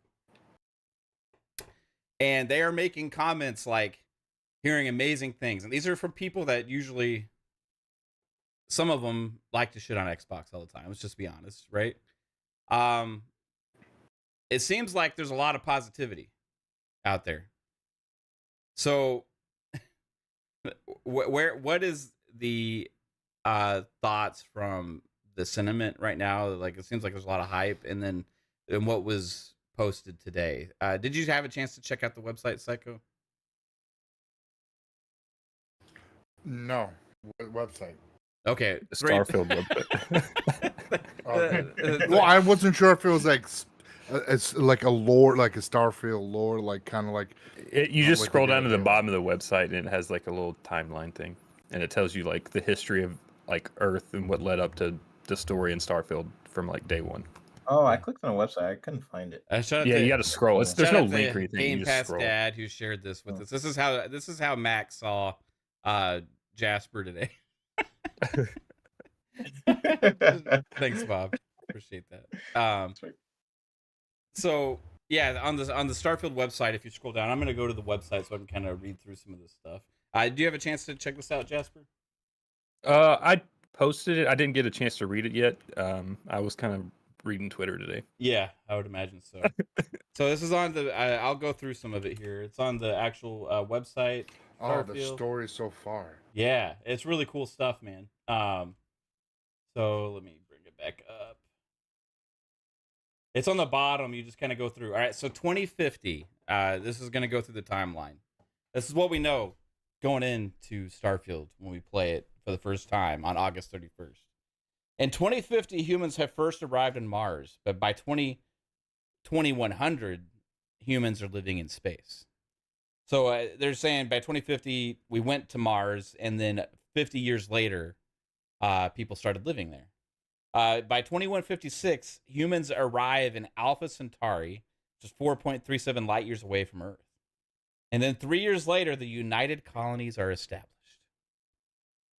This is what we talk about with like Bethesda and lore and stuff. Like, there's a history here, right? They go back a long time, and they develop like all these stories and stuff to like add to the world. So when you're going around and stuff, you're living in this world that has a deep history of things that have happened that you will be a part of, right? So this is pretty unique to, well, it's not entirely unique, but it's something that Bethesda goes above and beyond for. What Todd talks about is like creating like what people eat and like what they do and what their religions are and all these things, you know? And I think it's a good time to get this out now instead of like putting it in a random book that's in a drawer on a random planet that's you're gonna walk past, you know? Like, get it out now before the game while people are looking for content. Yeah. So 2160, which is a year after the United Colonies are established, New Atlantis is founded and becomes the official capital city of the United Colonies in 2161. So New Atlantis is the capital city of the United Colonies. And then 7 years later, in 2167, Cheyenne is settled by Solomon Coe, who founds its first settlement, Aquila City. Oh, I think what they're doing is setting the precedent for the original cities on the planets that we're going to be visiting in space. Just telling you how humanity spread out. Right. Then in 2188, Solomon Coe, who is the founder of Aquila, invites Voli to join Cheyenne in a new alliance, the Free Star Collective. The Free Star Collective is officially formed in 2189. So it seems like going forward into this, there ends up becoming a lot of tensions between the United Colonies and the Free Star Collective, right? And there's some wars and stuff that get fought over the rights to basically exist in their own entity, I guess, in a way. Kind of like a civil war, or maybe more like I the would American assume it's Revolution, probably them like kind of arguing over planetary rights or something. right. Like, So 2194, the United Colonies positions the star station called the Clinic in orbit around Dapala in the Nerion system. The unaffiliated peoples of the Nerion system see this as a UC attempt to expand their borders and demand the United Colonies remove the clinic. When the UC refuses, the people of Nerion vote to join the Freestar Collective, who mobilize to protect the system in 2195. In response to Freestar mobilization, United Colonies move a fleet into the Nerion system, and Freestar responds in kind. The Nerion War begins. So they're setting up this like fight over territory in space already from the people that settled in space based on who, like, you know, hey, you can't have this station near us, right? So we're going to like go ahead and mobilize, and then that prompts them to mobilize back because they're like, well, we have a right to have this here, and then, you know, a fight over space pretty much is what it is, right? Then 2196 in response. Okay, we saw that one. The Nerion War drags on as public sentiment sours. This is 2216, so this war has been going on for over 20 years. Finally, the Treaty of Nerion is signed and ending the conflict. The term settled systems is formalized in the treaty. So now we have a post long time ago, in a sense, a civil war kind of situation or whatever in space. 2221, the Freestar Rangers are founded as an elite protective and investigative force dedicated to serving all citizens of the Freestar Collective. 2275, this is a whole 54 years later. Constellation is formed by Sebastian Banks. Original members include Chloe, and Constellation is what you become a part of, I believe, at the beginning of this game, right? They may find you, you may be able to, I think you can join Freestar Collective or whatever, but like, I think initially it's assumed that the Constellation finds you off the rip or whatever. Right. So the Constellation was formed in 2275. The Lodge is built in New Atlantis to serve the needs and people of Constellation for generations to come. It goes into who all the founders are, but I'm not going to read all those names. 2305, Barrett joins Constellation, so that's 30 years later. Then 2 years after that, the Freestar Collective begins farming on the planet of Vesta and the Lunara system. By 2308, the United Colonies claims that by establishing a colony in a 4-star system, the Freestar Collective has violated the Treaty of Nerion, which we alluded to earlier. After that's what ended this civil war situation. Diplomatic talks break down, and the United Colonies lay siege to Vesta, killing anyone who stayed behind or who was brought in to defend it. The colony war officially begins. Second war in space now between the United Colonies and Freestar Collective. Constellation comes into possession of their first artifact and tucks it away in the Constellation archives in 2310. Now, the artifact, I'm assuming, is like alien technology or something. Part of that in the trailer, right? Yeah, part of that ring thing, right? That we've seen. Yeah. So this took place like 200 and something years, 260 years after they first went to space. They find the first artifact. So there's 2 wars. They find an artifact in 2310. Once they said where the artifact, where they found it at. It doesn't say. So I see it. At 2311, after several years of conflict, the colony war effectively comes to an end with the Battle of Cheyenne, as a flotilla of civilian and military Freestar Collective ships takes down the major ships of the UC Navy using hit-and-run tactics. So pretty much the Freestar Collective won the Second War. 2315, United Colony Vanguard is founded as part of a United Colony response to the Freestar Collective's use of civilian ships during the Colony War. The Vanguard is the United Colony's own civilian navy, relying on civilians using their own ships, who pledge to protect the United Colonies and its interests. The ultimate reward for this service, citizenship in the United Colonies. So I wonder if this is going to be ongoing stuff, like if you're going to be able to use your ship potentially as like somebody who can fight in this war. What year did that say that was on that last thing? That was 2315. Yeah, because I think the game takes place in 2330 something. Yeah. So 2319, Sarah Morgan becomes the youngest head of the United Colony Navigator Corps, though it's a short-lived position as the division is shut down in 2320. Cast adrift, but still eager to put her training to good use, Morgan joins Constellation. So in 2321, Walter Stroud, it's going into who the members of Constellation are now. So 2321, a new member of Constellation. 2322, another member of Constellation, a former pirate from the Crimson Fleet. 2325, Sarah Morgan, who had joined in 2319, becomes the chair. In the 2325 also, theologian Matteo Catri joins Constellation. So it's getting, it's telling us who the people we're going to meet, I think, are right now. Yeah, we've the lady in the trailer that's like the blonde lady. She's also like on the cover. That's like, Sarah Morgan. Yeah. Okay. Barrett finds the original artifact in 2326 in the Constellation archives and knows it must be special. So then we have 2326. After months of correspondence with Sarah Morgan, graduate student and gifted scientist, Noel is invited to join Constellation. 2327, Freestar Ranger Sam Coe and his daughter Cora join Constellation. I think that's probably the son of originally, or maybe it's a descendant of Samuel Coe. Because they call this one Sam Coe. And remember earlier there was somebody who, or Solomon Coe, founded Aquila City and settled on Cheyenne, which prompted the first war. So we have ongoing lore now with potential like descendants. I'm guessing Samuel Coe is probably related to Solomon Coe. That's why they mentioned both of them, right? And his daughter Cora joined Constellation. Yeah. Andrea joins Constellation in 2328, and then it leaves us at 2328 with Barrett convinces Constellation to purchase a Star Station I-868 and modify it to become a deep space scanner nicknamed the Eye. Oh. L868. And then 2 years later is where we pick up the story, 2330. So Constellation has formed the Eye in space. We know that who the players are with Constellation. There is the civilian ship navy that may or not be discontinued now. I'm not sure on that aspect. But a lot of interesting lore here to get me kind of excited and understand kind of the history of what's been going on.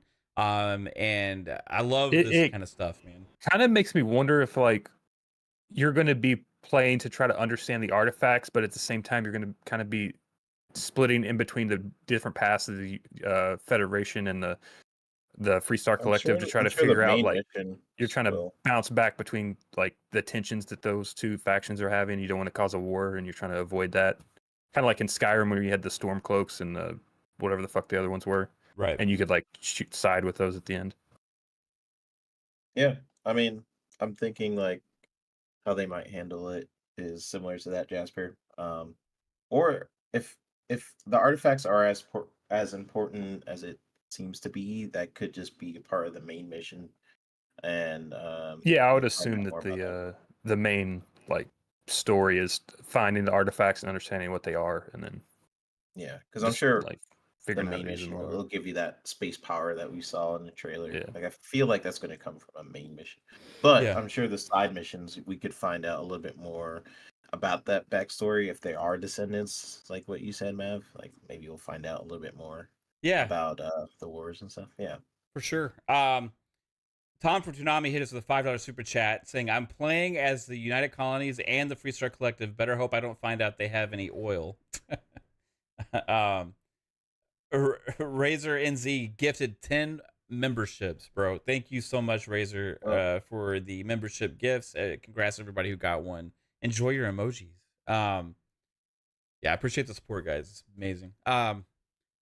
Yeah, it's adding like more context. Like for me, I'm looking at it like I'm more like sided with the Freestar Collective a little bit, right? Because like it seemed like they're just trying to do their thing, and like in the United Colonies, like no, you can't, like you like can't do that. As far as you know, as far as I know, right? Yeah. Like, but this adds context, a lot of context, which you know we all know about context now. Right. So this add a lot of context to like the history here. Has this information kind of changed what your thoughts on how you're gonna play? Or? Yeah, it definitely excites me because, like I was saying, like I feel like they're kind of in a peace situation right now, and they're like they don't want that tension to break over and start a new war. So I think that you're gonna be kind of skirting that decision like the entire game, and I think that could be really cool. What if a war breaks out during this game. I mean, that would be awesome too. That would be awesome, right? And you could be like one of the catalysts. I would have. Here's the thoughts, right? They find out the artifact is important. Okay. And you can go back in time and you stop the war. But at what point this artifact becomes important? Who gets it? Like if they, You know what I think mean? that's going to be like the Constellation's going to try to keep what they learn to themselves because they if they understand the importance of that artifact, they probably don't want to share that with the colonies or the Free Star. Right, because it seems like Constellation's kind of formed as like neutral, like group. Yeah, That's they're just like exploring. They don't care about the war. So, but I'm thinking the United Colonies and Free Star Collective would probably be interested in this thing, right? Well, I think that's where like some of the artifacts are going to be on both sides of their space. Like some of it's going to be in the Free Star zones, and some of it's going to be in the colony zones. Right. So like you're going to have to like kind of either play diplomat or just either go straight, I hate you, and kill them, is try to get the artifact. Right. So there's powers in this game we've seen in the trailers, right? That could come from the artifact.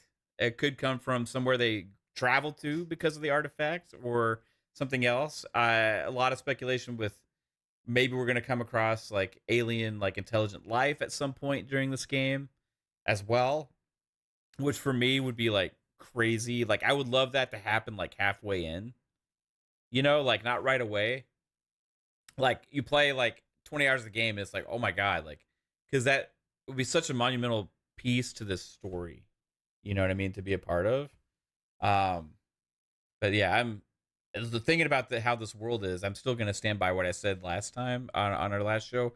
I'm going to be a space drug dealer, and I'm going to deal drugs to all of the United Colonies, Free Star Collective, all of it. I think if there's aliens though, I think it's going to be more of like an overseer type alien where like maybe you were chosen for a certain reason and they want you to try to create peace in the galaxy. Like you're going to be like the one that's like, guys, let's chill out. Like we have an overseer aliens that are like, or maybe your job is to let's try not destroy and ourselves. unite everybody and try and create That's peace what I'm saying. with this alien force. Well, also. I don't think you're fighting the aliens. I think the aliens are going to be more of just like overseer, peaceful like people. But yeah, but so maybe your job is to like be the ambassador as a way, like for them. I think that the artifacts could be like a potential relay for like messages that like only you receive because you're the chosen one, right? And you have the power to actually interact with these artifacts. Yeah, it's very, very Master Chief like, right? I guess. in a way, in a way, it is. Right?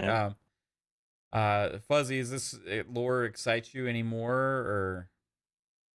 Yeah, because I think like you guys said, it's going to be a balance between the two factions as far as either for searching for the artifact pieces themselves and making sure you don't cause any conflicts in between that, or maybe that's the whole intention, cause them to fight so that way you have easier access to the actual artifacts. That could be the way you play it. Yeah. Interesting. So I'm definitely looking forward to it in a way that I kind of want to actually start a war and see if my ship can hold up and see if I can survive, or maybe somehow create another faction that either recruit people from both of the warring factions or something to that effect, and as the end result. But this is going to be pretty cool to have this info up front. But yeah, I think I want to be the catalyst to start that war if that's part of the deal of getting the artifact and stuff. Right. What about you, 3-bit? Getting pumped? Makes me wonder if I can glass a planet. I just wonder. But no, seeing this backstory, or you reading it, essentially, it leads me to just think about other factions and think about the possibilities of the other factions, essentially. And that makes me excited because that was one of my favorite parts of Skyrim, was kind of like you have your main character that you build out, and of course you could go different routes. At the not very joining any beginning of the faction. game, they kind of lead you to make that decision, like Stormcloaks, or Yeah. what was the other one? Yeah, like what I other don't. Yeah, I faction? don't. can't I know remember Seal the just other brought up New Vegas, and New Vegas was kind of similar. Where you had the Caesars, you had the bombers or whatever, and you had the people on the Vegas Strip, and you kind of all converged on the dam at the end or whatever. Right. Yeah, yeah. And I have a feeling they're going to do the same thing with Starfield, where you can like choose your faction, which is, I don't know, it's a really cool idea because you are building out who you want to play as, and the factions is just like another step into that. Like if you want to play someone that's kind of like a pirate, then maybe one faction is more piratey, so you can join that faction. So I do hope they have factions. I mean, they have done it in the past. Yeah, they got the Crimson Fleet. They have Oh yeah. there's one that's like I think they have like some kind of snake symbol or something. And then they have they have the colonies, and they have the Free Star Alliance, and then they have the Constellation. So Right, like so- I'm assuming like you can, what I usually do when I play this game is I kind of do all the faction stuff up until the turning point. So like I played like quadruple agent with everyone, and then like I'm gonna choose this faction to actually end the game with, just so I can Right. experience like most of it. Yeah. And Calorie said there are 5 factions and 7 minor factions. So that's pretty cool. I'm gonna look at what those factions are if we know the amount and what each faction is. I kind of want to read into Yeah. that a little bit more. But yeah, I'm actually really excited. It's my most anticipated game, of course. 17 and days. seeing this backstory. Are you getting Don't- the enhanced edition so you can get the early access? Yeah, Okay. yeah. I'm actually Same. getting that tomorrow, so Nice. I will have it. I know, Psycho, you're gonna play Sea of Stars first, right? Well, I already pre-ordered the upgrade for Starfield, so I'm gonna play Sea of Stars up to the point, and then Well, doesn't it gonna come be out on the Starfield. 31st? Sea of Stars. What? 27th. Oh, okay. So you got like 3 days then, or whatever, Yeah. 3 or 4 Thank days. It's enough time. Yeah, Gallery actually put in all the different factions in there.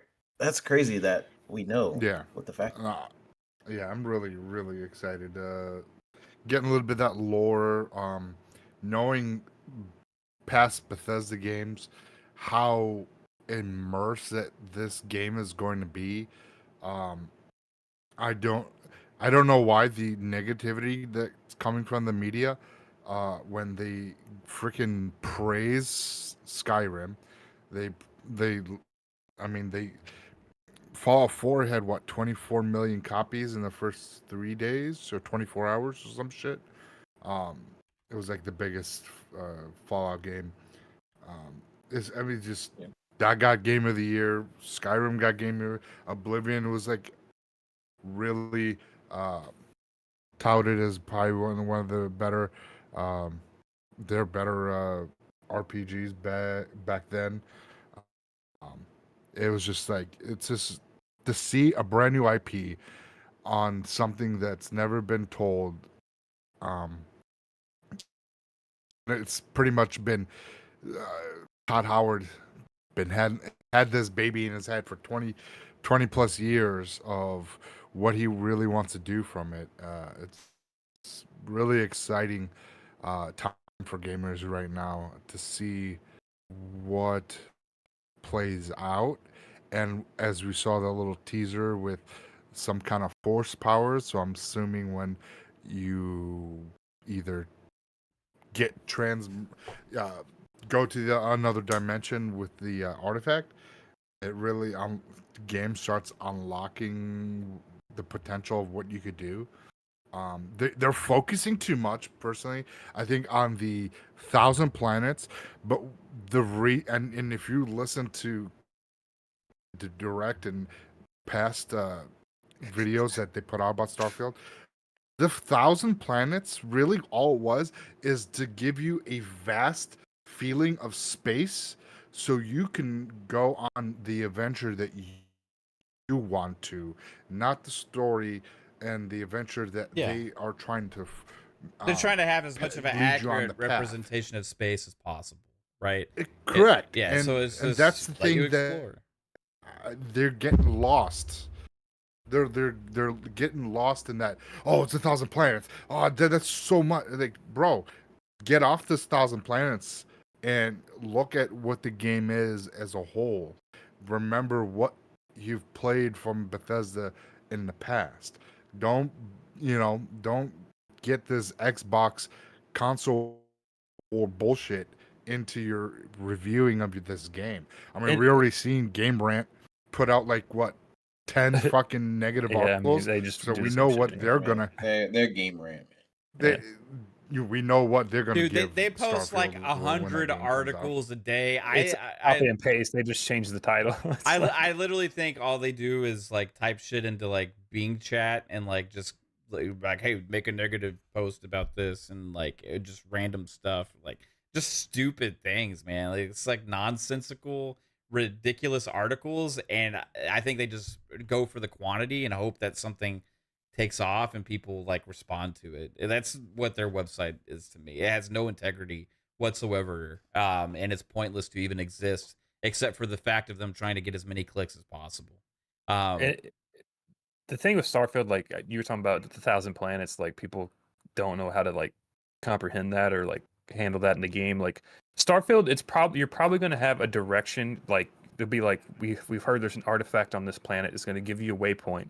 But the beauty of Bethesda games is as you go to that waypoint, you see a planet off to your left or something off to your left, and you go explore that, and that takes 25 hours out of your day, and then you go back to starting to that waypoint. And you find something on the right next time. So you need multiple days to play Starfield, and why a demo won't fully comprehend what Starfield is. You need lots of hours to describe the Starfield experience. Yeah. Like if I was for example, if I was to try and describe Skyrim for only an hour of play time, like let's just say Skyrim drops today and I only could play for 1 hour, that's doing it a disservice to what I experienced in late hours of the game that became some of my favorite moments in gaming. Actually, was not in the first hour, not in the 6 hours I played. It was like way later in the game. And you hit it on the nose, Jasper. With like the beauty of Bethesda games is, yes, you can do a main mission. You can pretty much just, I'm only gonna play the main mission. If that's the path I want to take. Yeah, you can run straight down the road to that mission, or you can take the fork and see what's down that road. Which I definitely do. I get super sidetracked of super OCD with that. I'm like, oh, what's that shiny building over there? I can go there? Wow. And you got like a gray thing on your compass. You're like, I got to go make that solid. I can't just have that like all. This is why it's going to take me a long time to complete this game, because I'm going to have all these markers on my map. I'm going to want to complete it all. I'm just like, there's too many markers on my map. And that's what I'm actually excited for. Just experiencing Bethesda's writing, because I actually really like their writing, and going to these side missions. I'm excited for the main mission, but I'm really just excited to just venture off and just do space things. I'm like really excited to do that more so than the main mission actually. Right. To do whatever I want and just start messing with the game, like start shoot somebody in a bar and then see what happens, and people you attack. get a bounty on you and you can't go back to the city. Yeah. So like I want to experience it, so. I was thinking about something, and by the Psycho, can you turn on your echo cancellation, bro, in the Discord? I don't think it's turned on. Like it's in the settings under audio and whatever. It would just How do you know it's help. Psycho? Because his green thing keeps lighting up around his name every time we talk. I appreciate it, bro. But anyway, so I was thinking about this, okay, and I want to get y'all's thoughts on it because I saw somebody posting. Just left. I saw somebody posting the opposite, that they felt like Starfield was like not a next gen game or whatever. It was a stupid, horrible take anyway. But my thought process on this, I started thinking about this because of that post and the kind of games that we've got. Because what everybody has always talked about is like games can scale, right? Like visually, fidelity wise, games scale, right? We just had news of Hogwarts Legacy is going to the Switch, right? We have crazy stuff like that happening. There's games that are scalable visually, right? And then what has people have always talked about in the past, what makes a game possible in one scenario where it wasn't before, and it's usually The SSD. it's no, well, it's SSD usually is just it's usually like gameplay, either gameplay mechanic or like scope or ambition or like something that wasn't possible technically before, gameplay wise, in a sense of like what the game actually is, right? It has been transformative over generations. When we think about games getting bigger over time and doing things, and thinking about the comments that Todd made in the past about this game, about needing technology to get to the point where they're able to make this game, right? And that this generation was finally able to even be able to make this game is one of the reasons they had tackled it when they did. I yet have played anything this generation that doesn't seem like it was possible, like it wasn't possible on last generation consoles. Even some of these next gen only games like Jedi Survivor, which was now announced that it's coming to last gen, right? Or like Hogwarts Legacy is now, it was cross gen, I think, wasn't it? But it's coming to Switch also.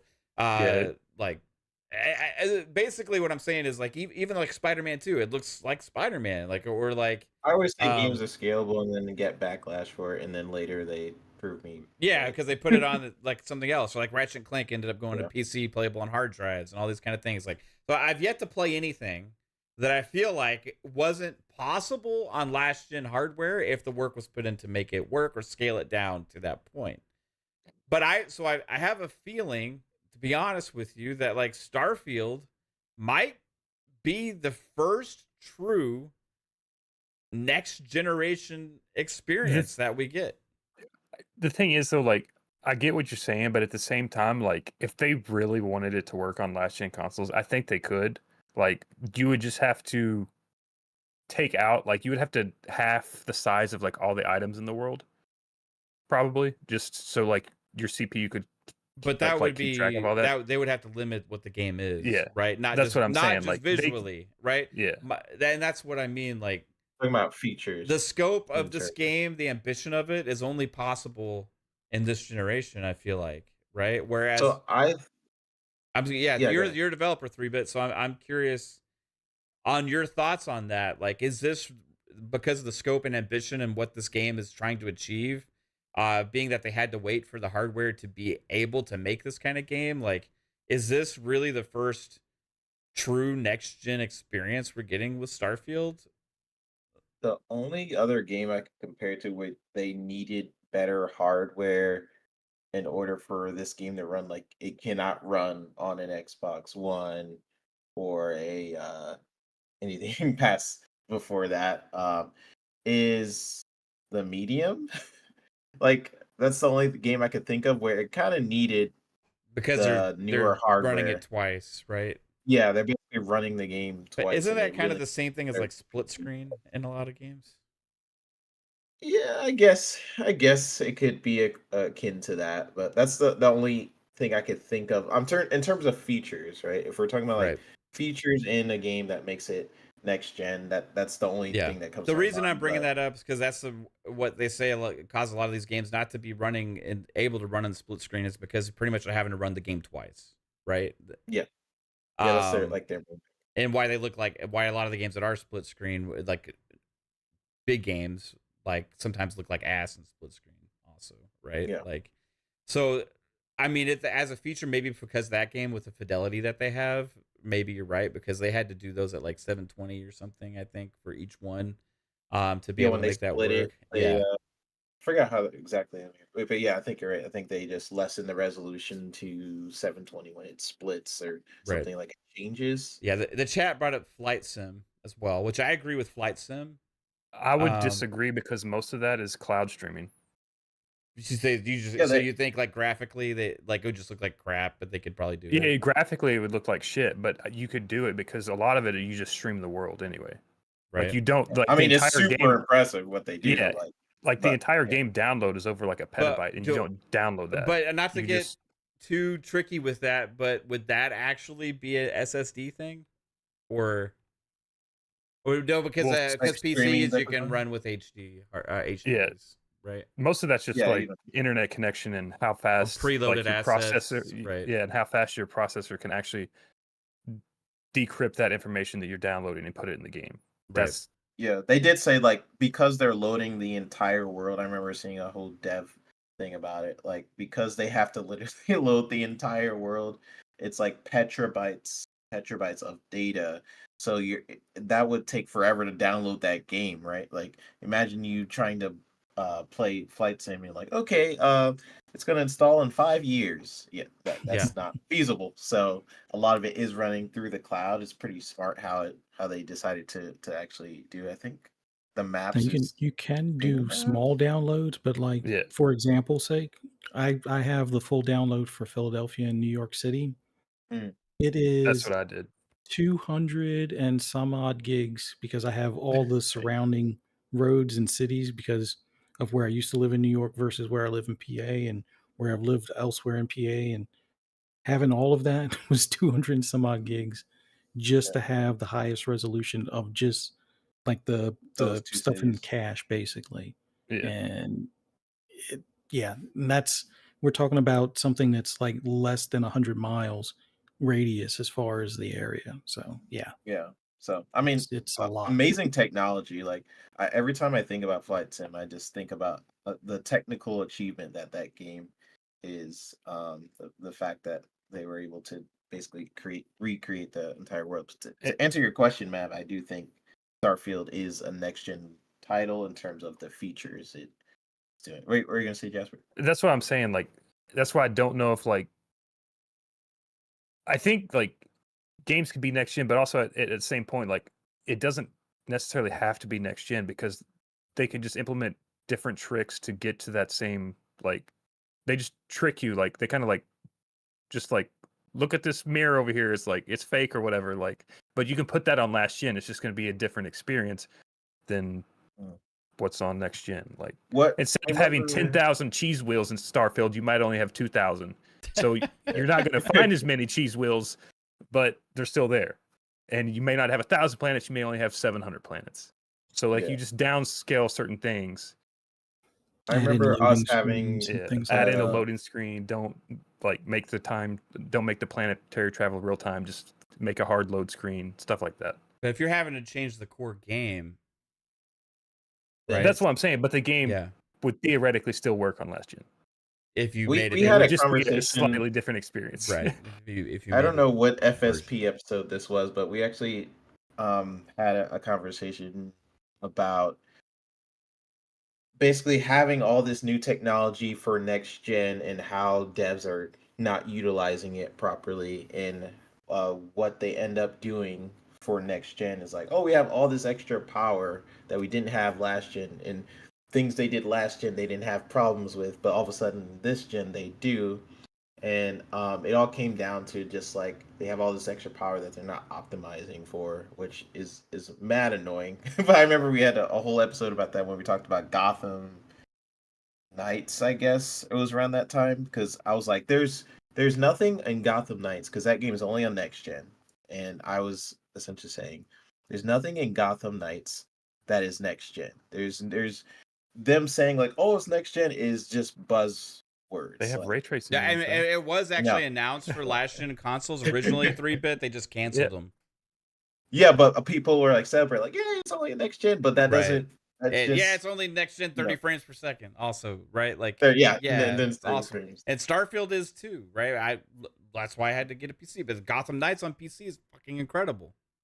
Right? I haven't actually played it on PC. Oh, dude, we were having a blast, man.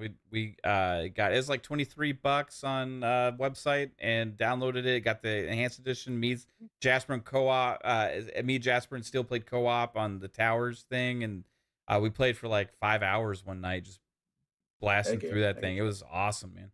I couldn't play on console. It was too slow for me. It's like beautiful on PC. It runs pretty well too. The issues that they have with frame drops going high speed on a bike through the city still happens, but like on PC you're dropping to like 80 frames, or at least on my PC, Jasper's PC, as opposed to Master Race PC. as opposed to 20 something, right? Like, so it makes a big difference. So it's transformative on a lot of these games, but like that game, if it was pared down visually, like you could have still played it on last gen, like for sure. There's They nothing. would just have to optimize it more for that hardware. There's and nothing they didn't take the time to fundamental do that. there that can't But be done. in Arkham Knight, Arkham Knight and Arkham City visually look way better than Gotham Knights. That's just me. Like there's a lot more particles that's happening on Arkham Knight compared to Gotham City and stuff. So when they're saying like this is a next gen game, you have to really consider like the optimization bit of these developers, like what they're actually taking into account.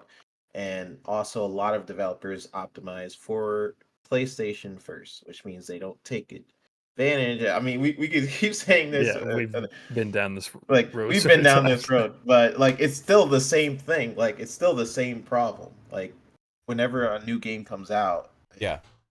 repeat it. I'm like, this is still the same thing. Nothing has changed in terms of what I'm saying about it. It's essentially there's still PlayStation's still the top console to develop for. They're still going to develop for that first, Xbox second, which means they're not going to use anything on Xbox's Like, dev kits or any of the features. I honestly don't know if we get true next gen games until like 6 years into the cycle, because I think at the end of the day, like the reason they stopped making stuff for old gen is because new gen's already out.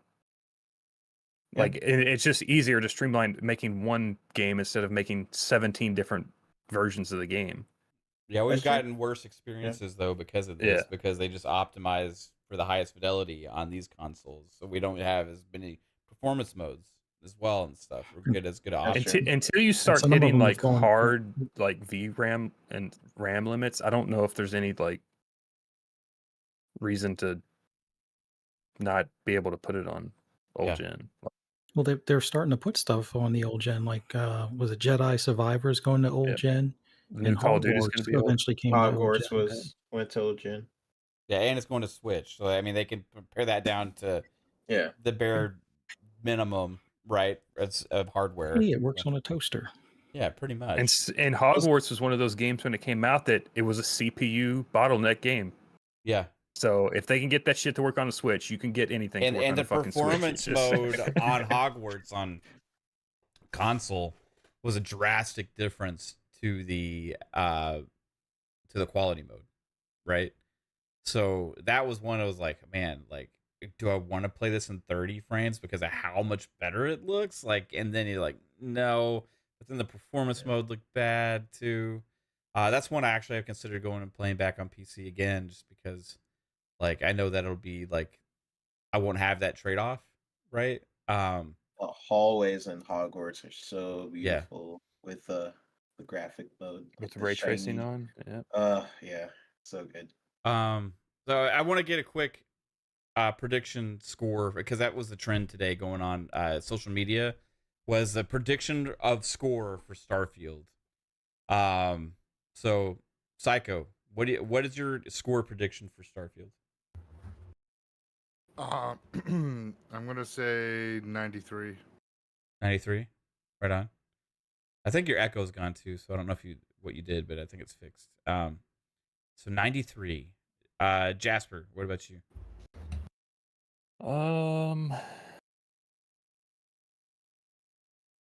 I'm between 90 and 91.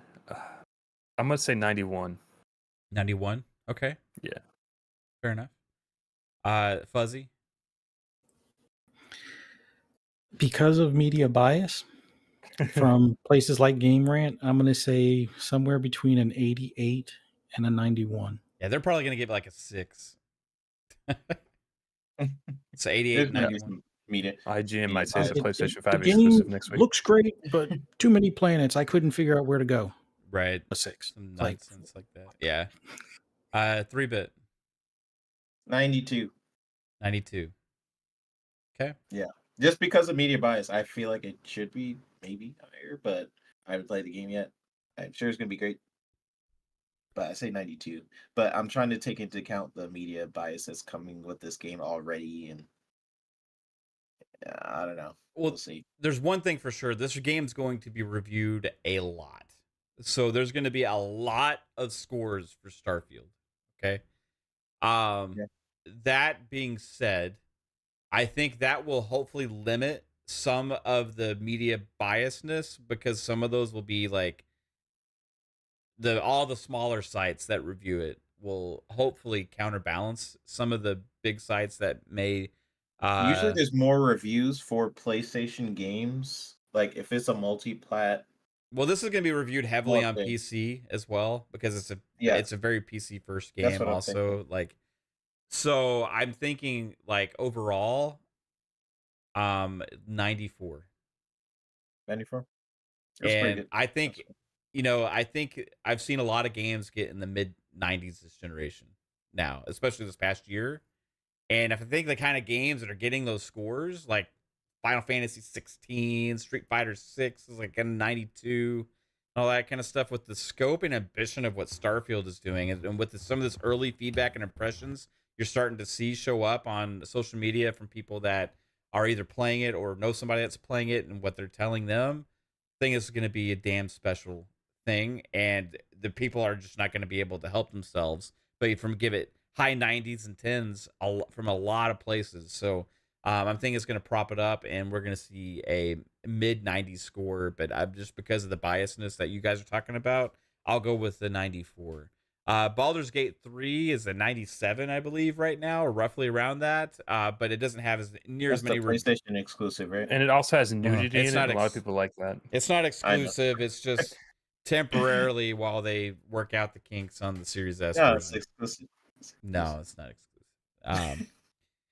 But it's sitting on PC right now. It's sitting like around 97. But it has a lot less reviews, right? Oh, it's a 97? Wow. Okay. Oh, yeah, you got to play I was it, also bro. judging it based on, I think Skyrim was a 92, 3 or something like that. So that's why I did 92. Yeah. Yeah, Um, and if you look at it, like a lot of Bethesda games, like have been going downhill, like point wise, anyway, over the last few years. Like they haven't really peaked after Skyrim, I don't think. But this is their Skyrim, Jasper. This is their Skyrim. Like the main team hasn't made a game. Well, I mean, Fallout 4 and Fallout 3, I think, okay. was lower than that. So was Fallout 4 the last one they made? for the single player Alvin RPGs, says, yeah. Oh, yeah.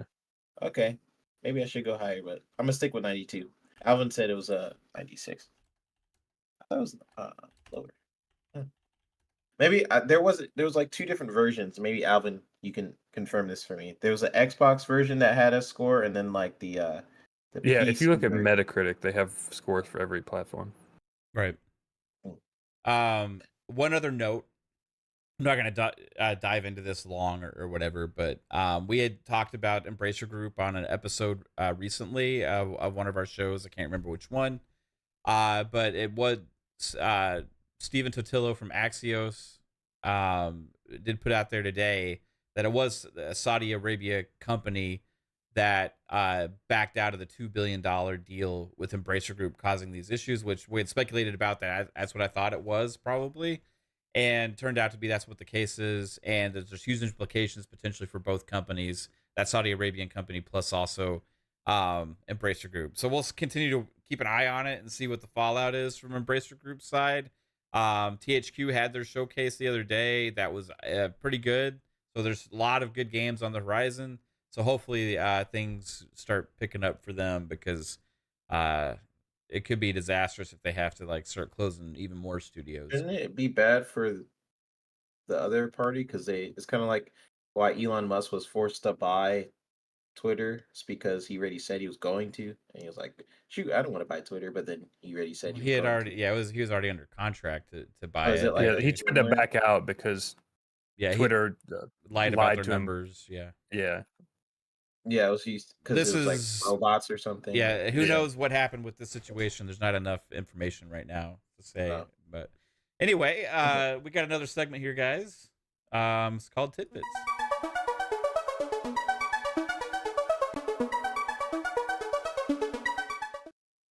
This is Tidbits, a segment where we look ahead at the games releasing for the week, and it's a pretty good week here on FSP for Tidbits. So let's get to it. First off, Everspace 2. What platforms is this releasing on? This is its PlayStation and Xbox release. It's been out on PC for a while now, and it's in PC Game Pass, and it will be coming to Xbox Game Pass when it launches. Right on. This is Starfield clone. Yeah, I've been playing a little bit of it, just taking screenshots of planets and stuff. You've been playing on PC or Xbox? Yeah.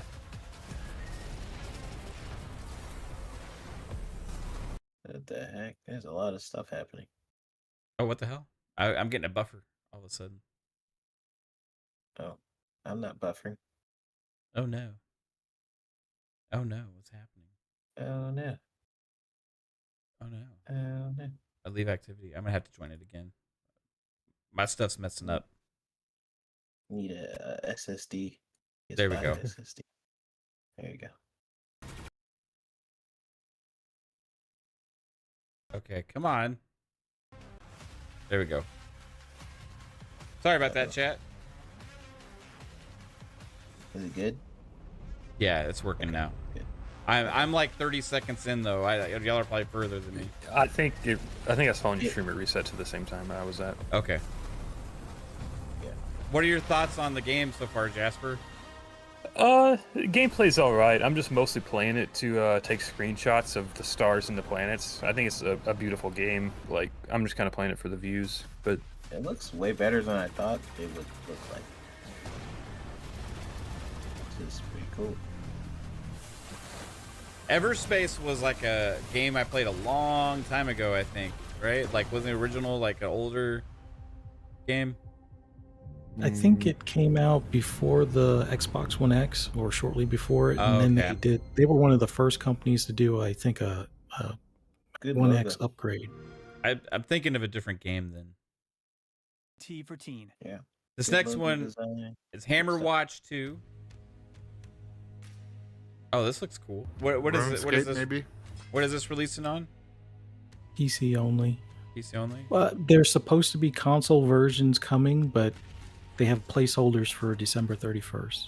Is it like a looter, dungeon crawler, or like is it like a full-on AR, like a CRPG style, or it looks like more like a looter dungeon It's crawler? like Yeah, it's more Diablo's of a style. looter. Craft and collect.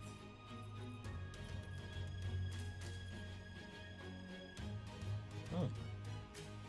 That looked like Minecraft shit right there. Yeah.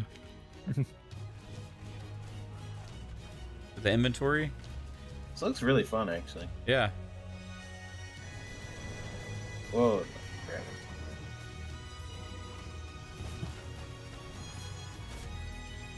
Finish off hordes of the This is undead. what I envision for Vampire Survivors 2. Over co-op. Nice. That was- Yeah. Save the kingdom. Ride an eagle. Hammer Watch. Nice. Hammer Watch. Ooh. Good edited trailer. Good logo too. Nice. And so it's PC only for now and coming to consoles later. hmm Right on. How much is it? Okay. The only price I could find is $24.99, but the console placeholder ones are showing $39.99. Right on. This is a game I am personally excited about. Me and my wife and daughter played the first Moving Out together. It was local co-op only though, but we had a blast. We loved Moving Out. This is Moving Out 2, and this actually has online co-op. Nice. It's like a overcooked situation. Yeah, you help each other. You gotta like work together to move furniture out of a house as fast as possible. A lot of this stuff they're implementing here is brand new, like, so yeah, like large objects, you gotta like have two people carry it, throw it into a truck. Oh, that's cool. Yeah, it's a lot of fun. Oh, it's out today? Yep. Is it only on the Switch? Or tomorrow or whatever. No, it's on Xbox, it's on everything. Oh, okay. Yeah, this is PS4, PS5, Xbox, One XS, Switch, and PC, $29.99. Okay. Okay. Great family game to play with your kids.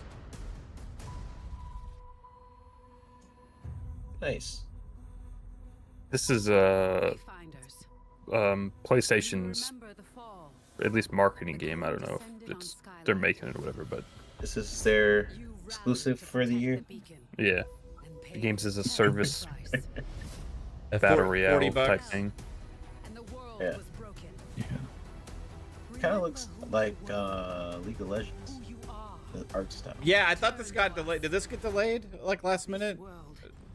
I don't think so. I think it comes out tomorrow or whatever. I remember there was a game, maybe it was last week or this week, that like was like, or maybe we had this trailer last week also. I can't remember. That may have been it. Let me take a look. 3-bit says in the chat, Thumb Pop will always live in our hearts.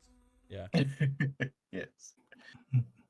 I'm not gonna play Wayfinder, and not just because it's a PlayStation. It's because Starfield will take up my whole life. I would Oh, check it out boy. if it was a free-to-play game, but I'm not playing it. Red Dead Redemption Oh, yeah, comes to man. Switch for $50 and PS4 with a cash grab that has caught the internet by storm. Not a remaster, not a remake. They're just putting it on PS4 because they don't have backwards compatibility for PS3, and Switch is finally getting it. $50. Wow. Yeah, I don't know if you guys talk about that, but that's crazy. Shadow Gambit, The Cursed Crew, PS5, Xbox S and X, and PC. $40. It's a stealth tactics game. The game looks pretty cool to me, honestly. Yeah. There's too many games this year. I can't. So Decado Like- says Wayfinder isn't exclusive, only the early access is. Yeah, Okay. I saw it. Right on. It does You have have- PlayStation marketing though, and it's not coming to Xbox. I don't think. Oh, Wayfinder. At least the early access isn't. Yeah. I need short form games that I could jump in and out, so I could jump back to. See, I would be into this game and excited, but I'm still heavily into Baldur's Gate 3, so I don't want another necessarily game just like this right now. I did apply for a code for this one also. If they sent me one, I would definitely play it. But didn't get a response yet. You got it on a PC, man? Or... No, I've applied for either Steam or Xbox. Oh, okay. There's a website Yeah, I really that like the I art, found though. where you can request keys, but I haven't gotten one yet, so we'll see.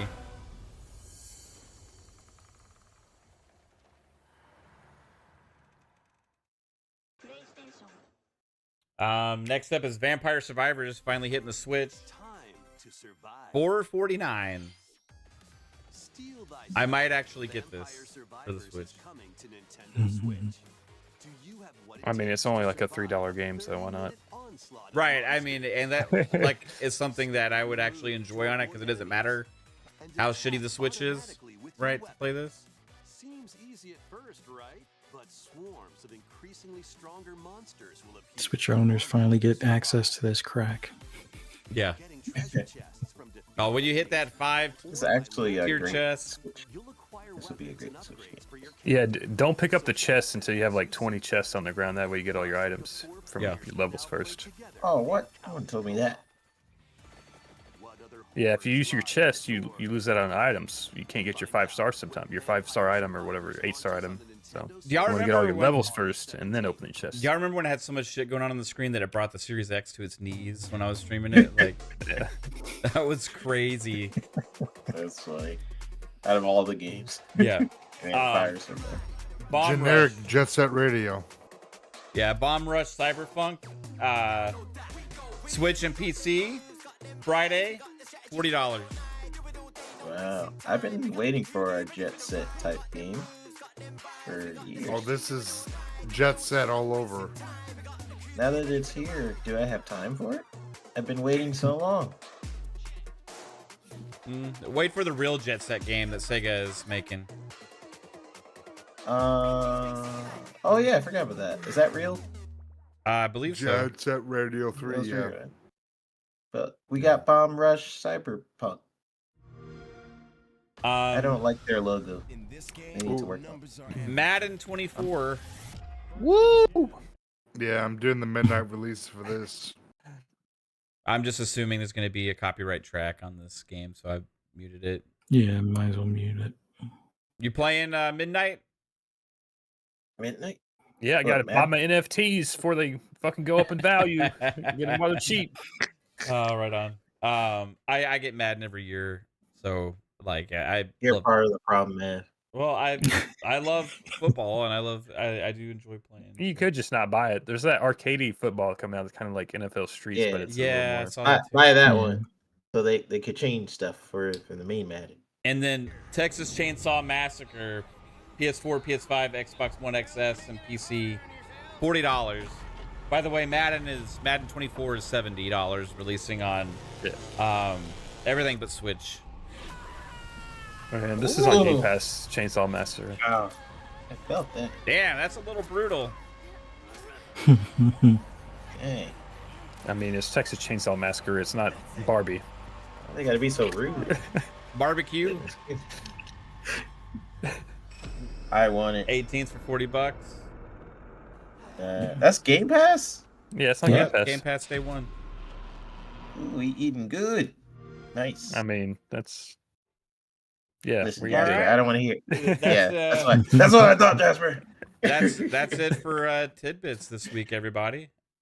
Thanks for checking out the games releasing for the week. It's a pretty decent week here. Everspace 2, Texas Chainsaw Massacre. You know, you got Moving Out 2. if you like Dead by Shadow Daylight or Gambit. the Friday the 13th game, you like Chainsaw Is it Massacre. basically just like that?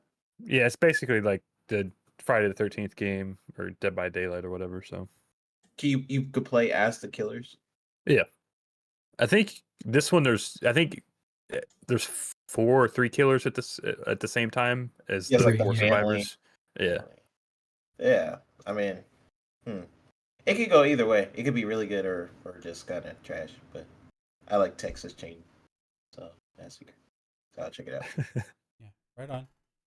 Man, cool week for games, but we Lots had of good logos this week. Yeah, good logos. Yeah. Nice, 3 good. Mhm. Yeah, not bad. Um, Not bad. Anyway, we had a fun discussion tonight.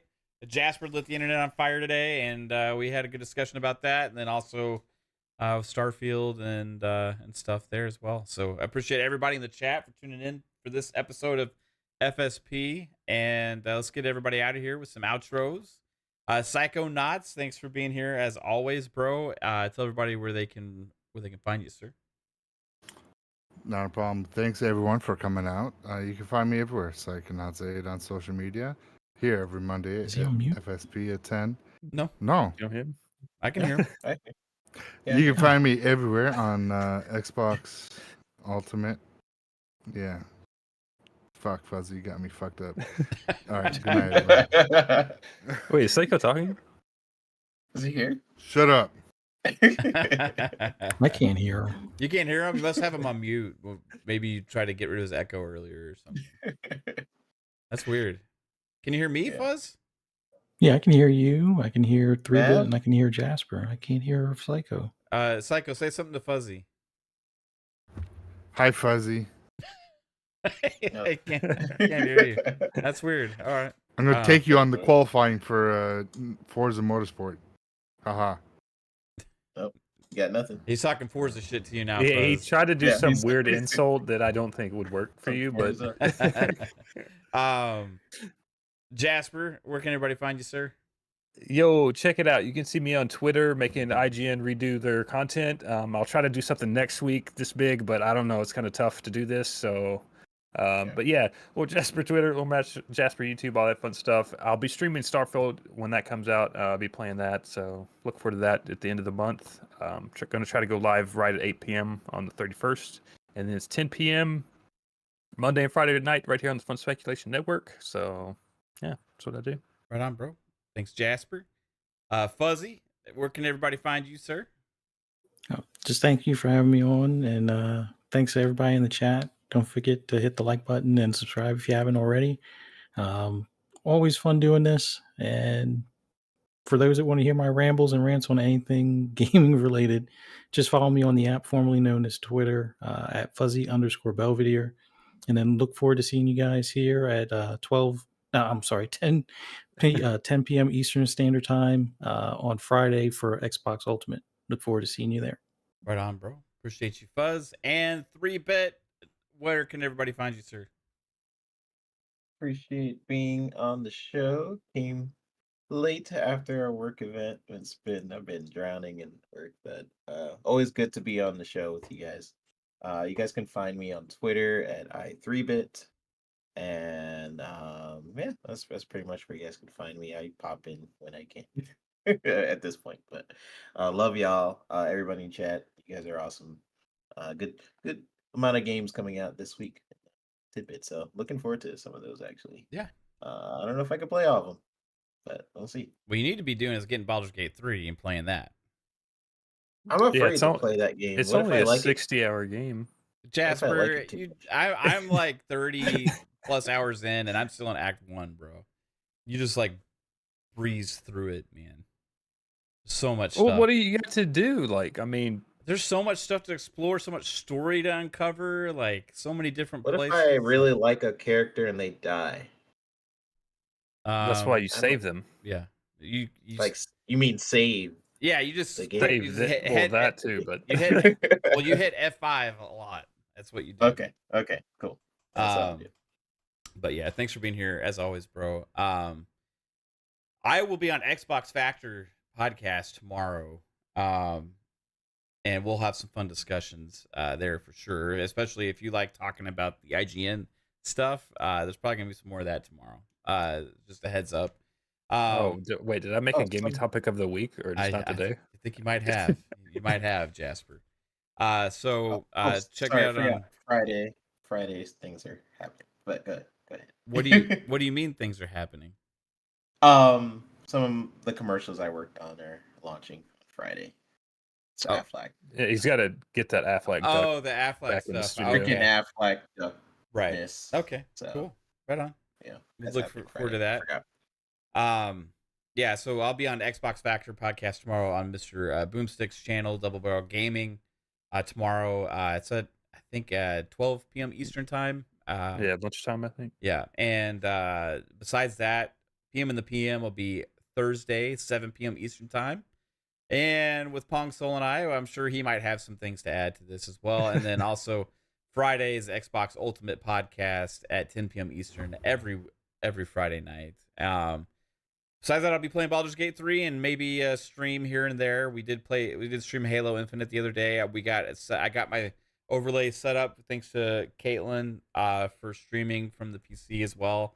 So I'll be doing that. I'm trying to figure out my Xbox setup still here because it looks weird on my screen here with you gotta get that 70mm camera out.